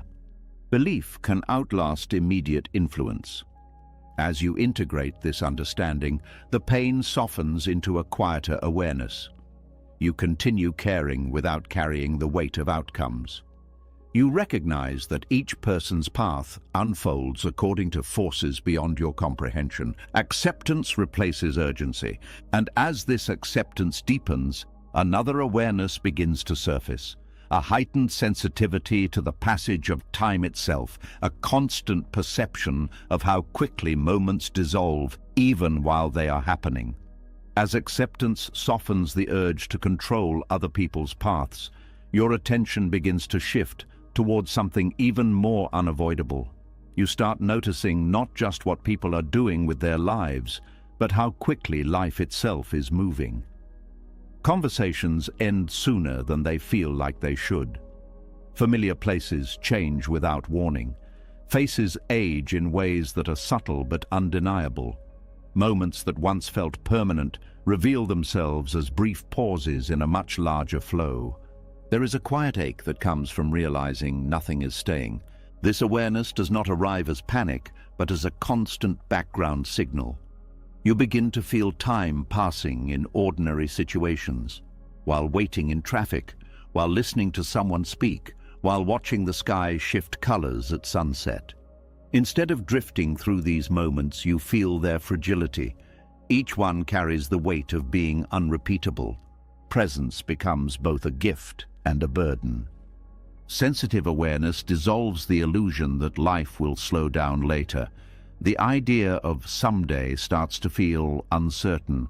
Plans and goals no longer feel like distant landmarks. They feel like fragile intentions placed inside an unpredictable timeline. You sense how easily time rearranges priorities without asking for permission. Uncertainty replaces the comfort of assumption. Buddhist teachings on impermanence describe this clearly. Everything that arises will pass. This principle applies not only to suffering, but also to joy, relationships, health, and identity. When this truth moves from concept to direct perception, it changes how you experience every interaction. Attachment becomes complicated when nothing lasts. You may find yourself holding on to small details more tightly: the sound of a loved one's laughter, the texture of a familiar place, the warmth of a quiet moment. These details feel precious because you know they cannot be stored or revisited in the same way later. Memory becomes a form of preservation. At times, this awareness can create restlessness. You feel pressure to use time wisely, to avoid regret, to make each day meaningful. Yet this pressure can paradoxically make it harder to relax. Even leisure can feel overshadowed by the awareness that time is moving regardless of how you spend it. The desire to honor time can interfere with enjoying it. Sensitive perception also notices how society treats time as a commodity. Productivity, efficiency, deadlines. These structures encourage measuring life in units of output. When you are deeply aware of impermanence, this transactional view of time can feel unsettling. You sense that life is more than schedules and milestones. Meaning begins to outweigh achievement. You may experience grief for moments that are still happening. Sitting with someone you care about, you feel the knowledge that this exact configuration of circumstances will never occur again. This awareness deepens appreciation, but also introduces a quiet sadness. Beauty becomes inseparable from loss. Buddhist practice encourages embracing impermanence rather than resisting it. Instead of trying to freeze moments, you learn to participate fully while they exist. This participation transforms fleeting experiences into meaningful ones without requiring permanence. Participation replaces preservation. Another effect of heightened awareness of time is a shift in priorities. Activities that once felt urgent may lose importance, while simple experiences gain value. You may prefer meaningful conversations over superficial entertainment, solitude over constant stimulation, depth over distraction. Depth feels more aligned with reality. Sensitive individuals often become more selective about how they spend their days. You notice which interactions leave you energized and which drain you. This discernment helps protect the limited resource of attention, which is ultimately how you experience time. Attention determines the texture of life. There is also a recognition that time is not experienced uniformly. Some moments feel expansive, others compressed. When you are fully present, time seems to slow. When you are distracted, it accelerates. Awareness invites you to cultivate presence to expand your sense of living. Presence stretches perception of time. You may begin developing rituals that anchor you in the moment. Mindful breathing, observing nature, savoring meals, listening without multitasking. These practices counterbalance the feeling of time slipping away by grounding you in immediate experience. Grounding transforms anxiety into appreciation. Buddhist teachings describe mindfulness as a way to step outside the illusion of past and future. By focusing on what is happening now, you reduce the mental habit of projecting forward or replaying backward. This shift reduces the emotional weight of impermanence. Now becomes a refuge rather than a fleeting point. Sensitive awareness also heightens empathy toward older generations. You begin to understand the quiet nostalgia in their stories, the tenderness in how they speak about the past. Time becomes a shared experience that connects rather than separates. Understanding replaces distance. You may also feel a renewed urgency to express love and gratitude. Waiting for perfect moments becomes less appealing because you recognize that opportunities are not guaranteed. Words left unspoken start to feel heavier than those expressed imperfectly. Expression becomes more important than timing. At times, awareness of time passing can create existential questioning. You reflect on purpose, legacy, and what truly matters. These reflections are not signs of distress, but indicators of engagement with life's depth. Questioning becomes a form of awakening. Sensitive perception can also bring relief. If everything is temporary, then pain is not permanent either. Difficult emotions, conflicts, and challenges will change over time. This understanding introduces hope without denying reality. Impermanence applies to suffering as well. You begin to see life as a series of transitions rather than fixed stages. Identity, roles, and circumstances evolve continuously. Accepting this fluidity reduces fear of change and increases adaptability. Flexibility becomes a source of resilience. Relationships also transform under this awareness. You value presence over permanence, quality over duration. Knowing that connections may shift or end encourages you to engage authentically while they exist. Authenticity strengthens bonds. Buddhist wisdom describes impermanence not as a tragedy, but as the condition that makes growth possible. Without change, there would be no learning, no healing, no transformation. Awareness of time passing reveals the dynamic nature of existence. Change becomes the foundation of renewal. Over time, the hyperconsciousness softens into a quieter sensitivity. You still feel time moving, but it no longer dominates your experience. Instead, it informs your choices gently, reminding you to live intentionally without rushing. Intentional living replaces anxious urgency. As you become more aware of time, presence, and the fragile nature of every moment, another shift quietly takes place inside you. The need for constant reassurance begins to fade. Approval no longer feels like oxygen. Praise feels pleasant, but not necessary. Criticism loses its power to define you. You start making decisions based on alignment rather than applause. And yet, as this independence grows, something unexpected appears alongside it. A silence where familiar forms of connection used to be. Freedom from approval can feel like standing alone in an open space. Validation once acted as a bridge between you and other people.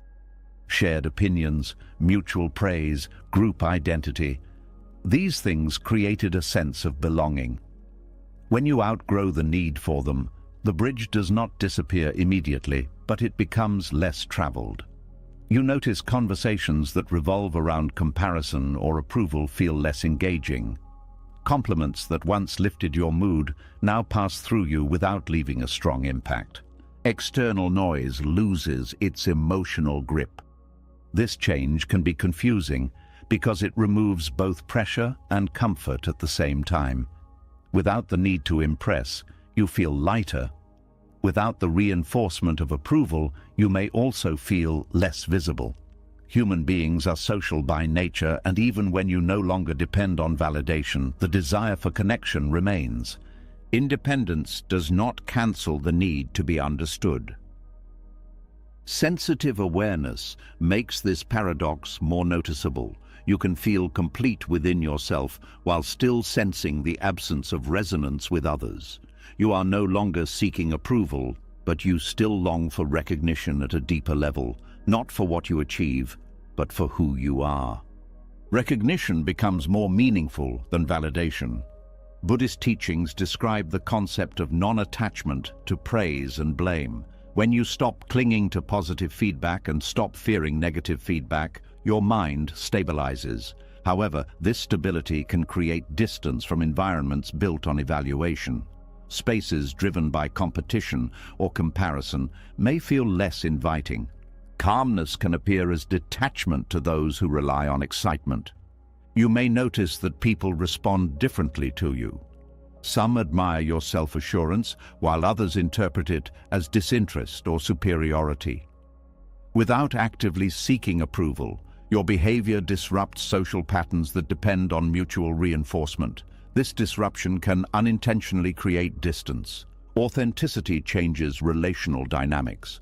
Outgrowing validation also reshapes your internal dialogue. Decisions become quieter because they are no longer rehearsed for external acceptance. You trust your intuition more. This trust feels grounding, yet it also means you have fewer places to externalize uncertainty. Self-trust reduces the need for constant discussion. Loneliness can arise not from isolation, but from misalignment.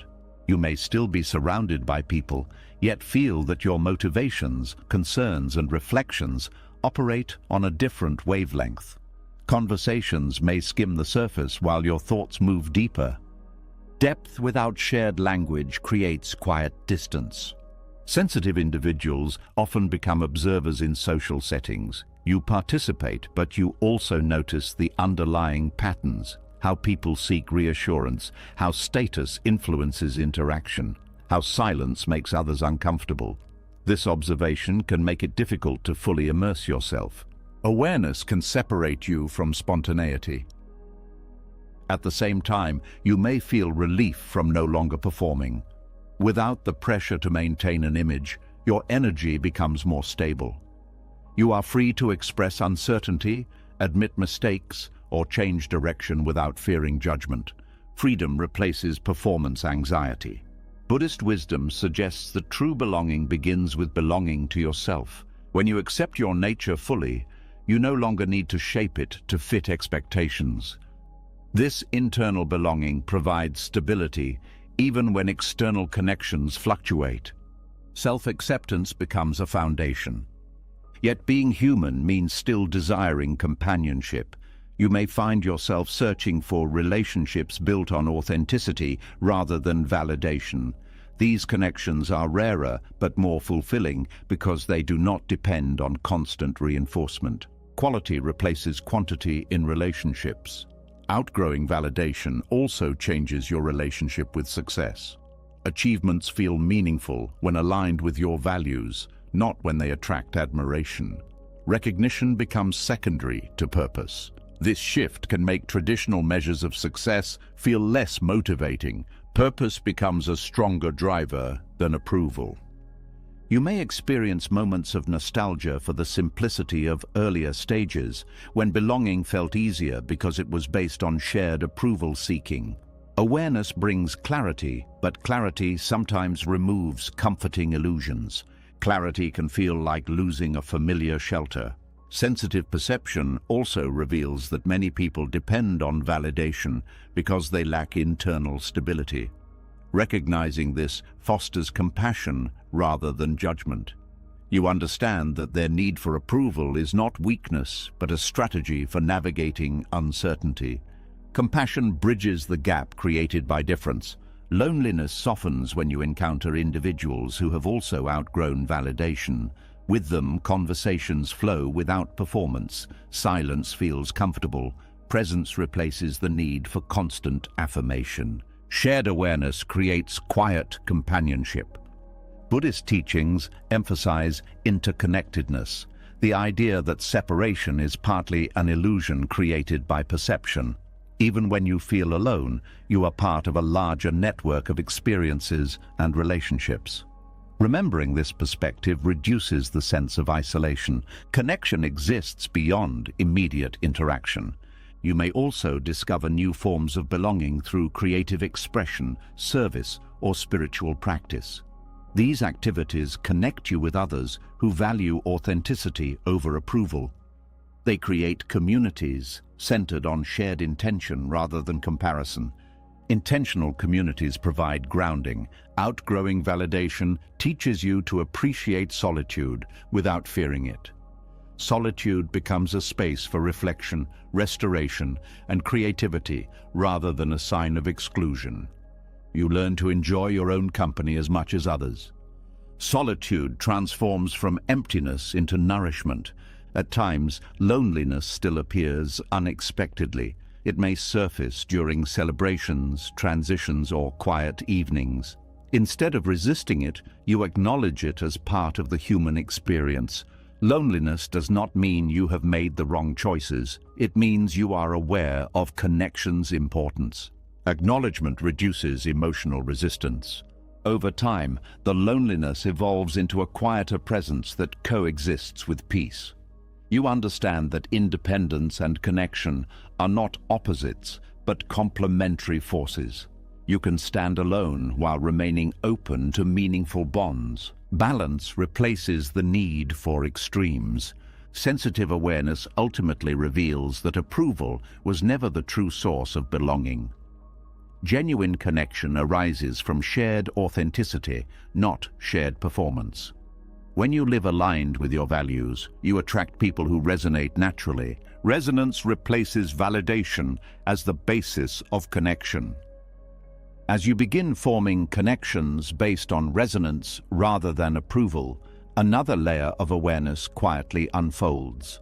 You start noticing how often society equates success with possession, how achievement is measured by what can be displayed, counted, or admired from a distance. Yet when you look closely at people who have accumulated everything they were told would bring fulfillment, you sometimes sense an emptiness behind the surface. The contrast between appearance and inner state becomes difficult to ignore.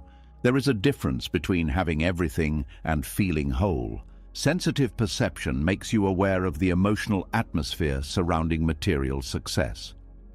You can feel when pride is mixed with exhaustion, when excitement fades quickly after a new purchase, when accomplishments fail to satisfy the deeper longing for meaning. Others may celebrate the visible outcome, but you sense the quiet question beneath it. What now? Achievement without purpose begins to feel weightless. Material success promises stability and recognition, but it cannot answer questions about identity or belonging. When sensitivity deepens, external markers lose their ability to define your worth. You may still appreciate comfort and security, yet they no longer feel like the center of existence. Security becomes a tool rather than a destination. Buddhist teachings describe attachment to material gain as a source of suffering because it creates dependency on conditions that constantly change. Wealth can be lost, status can shift, trends can fade. Awareness recognizes that tying happiness to unstable foundations creates vulnerability. Impermanence applies to possessions as much as experiences. You may start observing how consumption is often used to fill emotional gaps. Shopping, collecting, upgrading, these actions can momentarily distract from dissatisfaction, but rarely resolve it. Sensitive awareness detects the cycle: anticipation, acquisition, brief pleasure, then a return to restlessness. Temporary relief cannot replace lasting fulfillment. This realization does not require rejecting comfort or success. It involves understanding their limitations. A comfortable environment can support well-being, but it cannot create inner peace on its own. Recognition can open doors, but it cannot replace authentic connection. External conditions influence life, but do not complete it. Sensitive individuals often feel conflicted in environments where success is measured primarily by accumulation. Conversations may revolve around salary, possessions, or status symbols, leaving little room for discussions about purpose or emotional experience. You may feel present physically, but distant mentally. Surface-level metrics fail to capture inner reality. You also notice how material success can create pressure to maintain appearances. Once a certain lifestyle is established, deviation may invite judgment. This pressure can trap individuals in cycles of overwork or anxiety, preventing them from enjoying what they have achieved. Maintenance becomes a hidden cost of achievement. Buddhist wisdom emphasizes contentment as an internal state rather than a product of circumstances. Contentment arises when the mind stops chasing more and begins appreciating what is already present. Sensitive awareness finds this perspective liberating because it shifts the focus from accumulation to experience. Gratitude becomes more stabilizing than acquisition. Witnessing the emptiness of material success can also deepen empathy. People who appear successful externally may still struggle internally with loneliness, insecurity, or lack of direction. Understanding this dissolves envy and replaces it with compassion. Comparison loses its emotional intensity. You may begin redefining success for yourself. Instead of asking how much you have, you ask how aligned your life feels. Instead of measuring influence by visibility, you consider the depth of your impact on those around you. This redefinition brings clarity. Alignment becomes a more meaningful metric. Sensitive perception also highlights the importance of time over possessions. Experiences shared with loved ones, moments of presence, creative expression, these leave lasting impressions that material objects cannot replicate. Memories become a form of wealth that does not depreciate. Experience outweighs ownership. There may be periods of confusion as you navigate this shift. Pursuits that once motivated you may feel less compelling, yet new directions are not fully formed. This transitional phase can feel like standing between two definitions of success without fully belonging to either. Transition requires patience. Buddhist teachings encourage exploring intention behind actions. When you pursue goals from fear or comparison, the outcome often feels hollow. When actions arise from curiosity or service, fulfillment emerges regardless of external results. Intention shapes the quality of achievement. Sensitive awareness also reveals how marketing and cultural narratives influence desire. Constant exposure to images of idealized lifestyles can create artificial dissatisfaction. Recognizing this manipulation helps you reclaim autonomy over your aspirations. Clarity protects against manufactured discontent. You may start simplifying aspects of your life intentionally, reducing unnecessary consumption, focusing on meaningful activities, prioritizing relationships. These choices create space for reflection and calm. Simplicity becomes a form of freedom. Less can feel lighter than more. Another aspect of this realization involves legacy. Material success often aims to leave something tangible behind, yet intangible contributions, kindness, wisdom, inspiration, can influence lives more profoundly. Sensitive awareness values these invisible forms of impact. Influence does not always require visibility. You might also discover joy in creating rather than acquiring. Building something meaningful, helping someone grow, expressing an idea. These acts generate satisfaction that accumulation rarely provides. Creation engages the mind and heart simultaneously. Contribution replaces consumption as a source of fulfillment. At times, you may feel misunderstood by those who still prioritize material markers. They may interpret your perspective as lack of ambition or appreciation. Explaining the shift can be difficult because it involves internal transformation rather than external evidence. Inner changes are harder to communicate. Buddhist wisdom describes the middle path, which avoids extremes of indulgence and deprivation. This approach allows you to enjoy comfort without becoming dependent on it. Balance prevents rejection of the material world while preserving awareness of its limitations. Balance integrates practicality with insight. Sensitive perception ultimately reveals that meaning cannot be purchased or displayed. It emerges from how you engage with life, how you treat others, how you understand yourself. This understanding brings a quieter sense of purpose that does not rely on comparison. Purpose becomes independent of status. As this perspective stabilizes, material success loses its illusion of completeness. It becomes one aspect of life rather than the defining feature. You appreciate what it can provide without expecting it to fill emotional or existential gaps. Perspective transforms relationship with wealth. And as this clarity settles into your daily experience, another awareness begins to surface. A deeper sensitivity to the subtle currents of peace that exist beneath noise and striving. A recognition that fulfillment may lie not in what is added to life, but in what is gently released. As the chase for material meaning loosens its grip, space begins to open inside your perception. Without the constant noise of comparison and accumulation, your attention starts settling on things that once felt too small to notice. A quiet morning light touching the wall, the softness in someone's voice when they speak gently, the brief stillness that appears between two sounds. What once seemed ordinary now carries a quiet depth that feels almost sacred. There is a kind of joy that does not announce itself.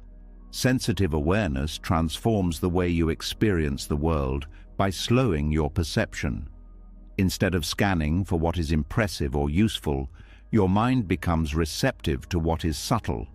Beauty reveals itself not through intensity, but through presence.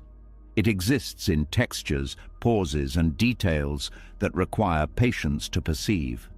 Attention becomes the doorway to quiet wonder.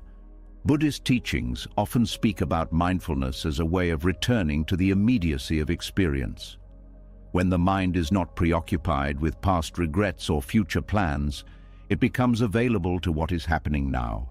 In this state, even simple sensations, the warmth of sunlight, the rhythm of breathing, the movement of leaves, feel vivid and alive. Ordinary moments become sources of nourishment. You may begin noticing how often people rush past beauty because they are focused on destinations rather than experiences.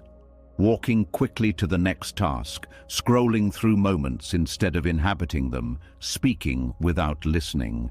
These habits create a life that feels efficient but thin.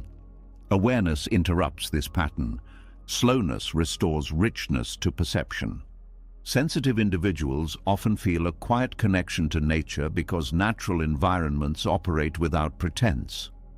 The sky does not perform for approval. Water does not rush to prove its value. Trees grow without comparing themselves. Observing these rhythms can feel calming because they mirror a deeper order beyond human urgency. Nature offers stability without expectation. Beauty also appears in human interactions when you pay attention. The sincerity in someone's laughter, the vulnerability in a hesitant confession, the unspoken understanding between friends, these moments carry emotional depth that cannot be staged. Awareness recognizes their significance. Connection becomes an art of noticing. There is also beauty in solitude when it is chosen rather than imposed. Sitting quietly without distraction allows subtle thoughts and feelings to surface. Instead of fearing emptiness, you discover that stillness contains its own texture. It feels spacious rather than lonely. Silence becomes a companion rather than a void. Buddhist wisdom describes joy as a natural quality that emerges when craving subsides. When you are not constantly seeking stimulation, your mind becomes sensitive to quieter forms of satisfaction. A simple meal, a familiar scent, a gentle breeze, these experiences feel complete without needing enhancement. Contentment grows from appreciation rather than excess. Sensitive awareness also reveals beauty in imperfection. Weathered surfaces, aging faces, unfinished projects, these carry stories that polished appearances often hide. Instead of seeking flawless outcomes, you begin valuing authenticity. Imperfection becomes evidence of life lived.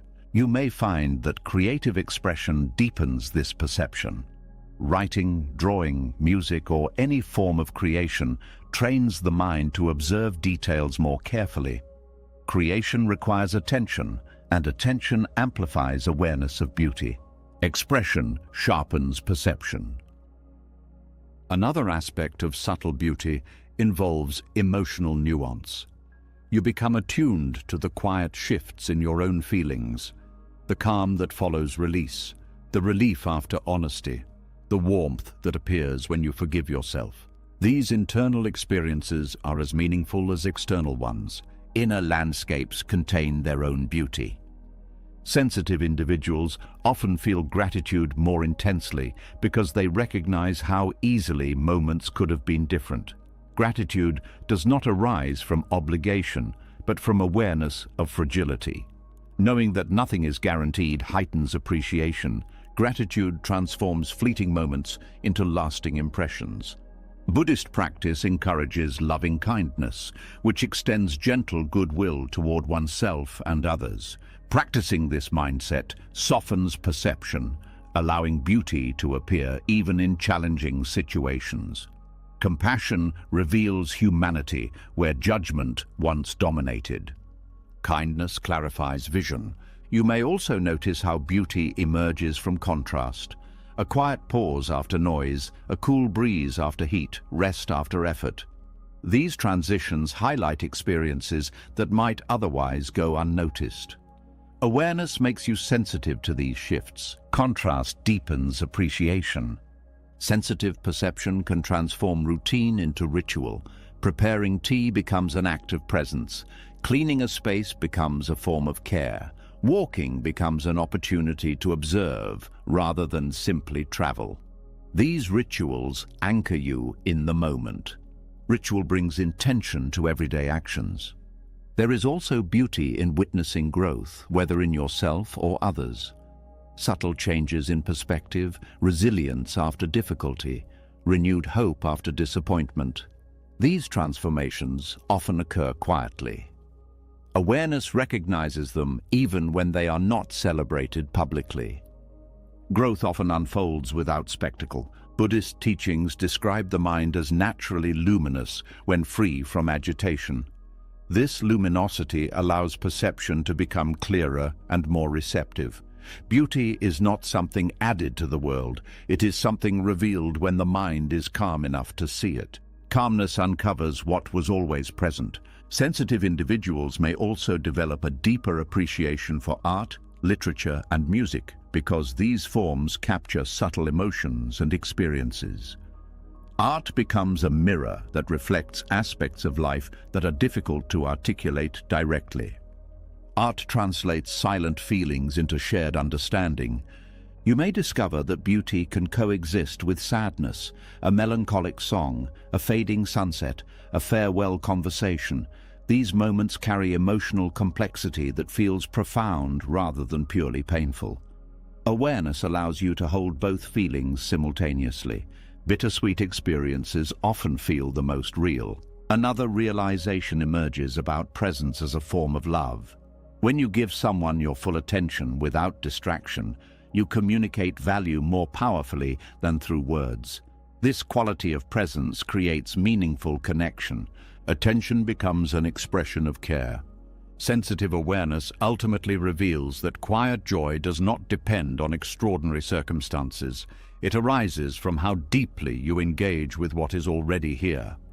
When you stop overlooking subtle beauty, life feels fuller without becoming louder. Joy becomes a background tone rather than a rare event. As this perception stabilizes, you realize that awareness has transformed from a source of pain into a source of peace. The same sensitivity that once made the world feel overwhelming now allows you to access moments of calm and wonder that others may miss. Sensitivity becomes a pathway to quiet happiness. You were never broken. You were never too much. What you called sensitivity was awareness, waking up in a world that survives on numbness. Every lesson you heard was not trying to change you, but to show you that your depth has direction, your empathy has strength, and your perception has purpose. The same awareness that once made life feel heavy can become the quiet force that guides you, protects your peace, and connects you to what is real. When you stop fighting your depth, it stops hurting and starts illuminating. This is not the end of confusion. It is the beginning of clarity. If something in you felt seen tonight, leave a quiet signal in the comments by writing "aware, not weak." It lets others like you know they are not alone in what they feel but rarely say. And if you want more teachings that strengthen your mind without hardening your heart, subscribe to the channel and join this space of calm strength and deep understanding.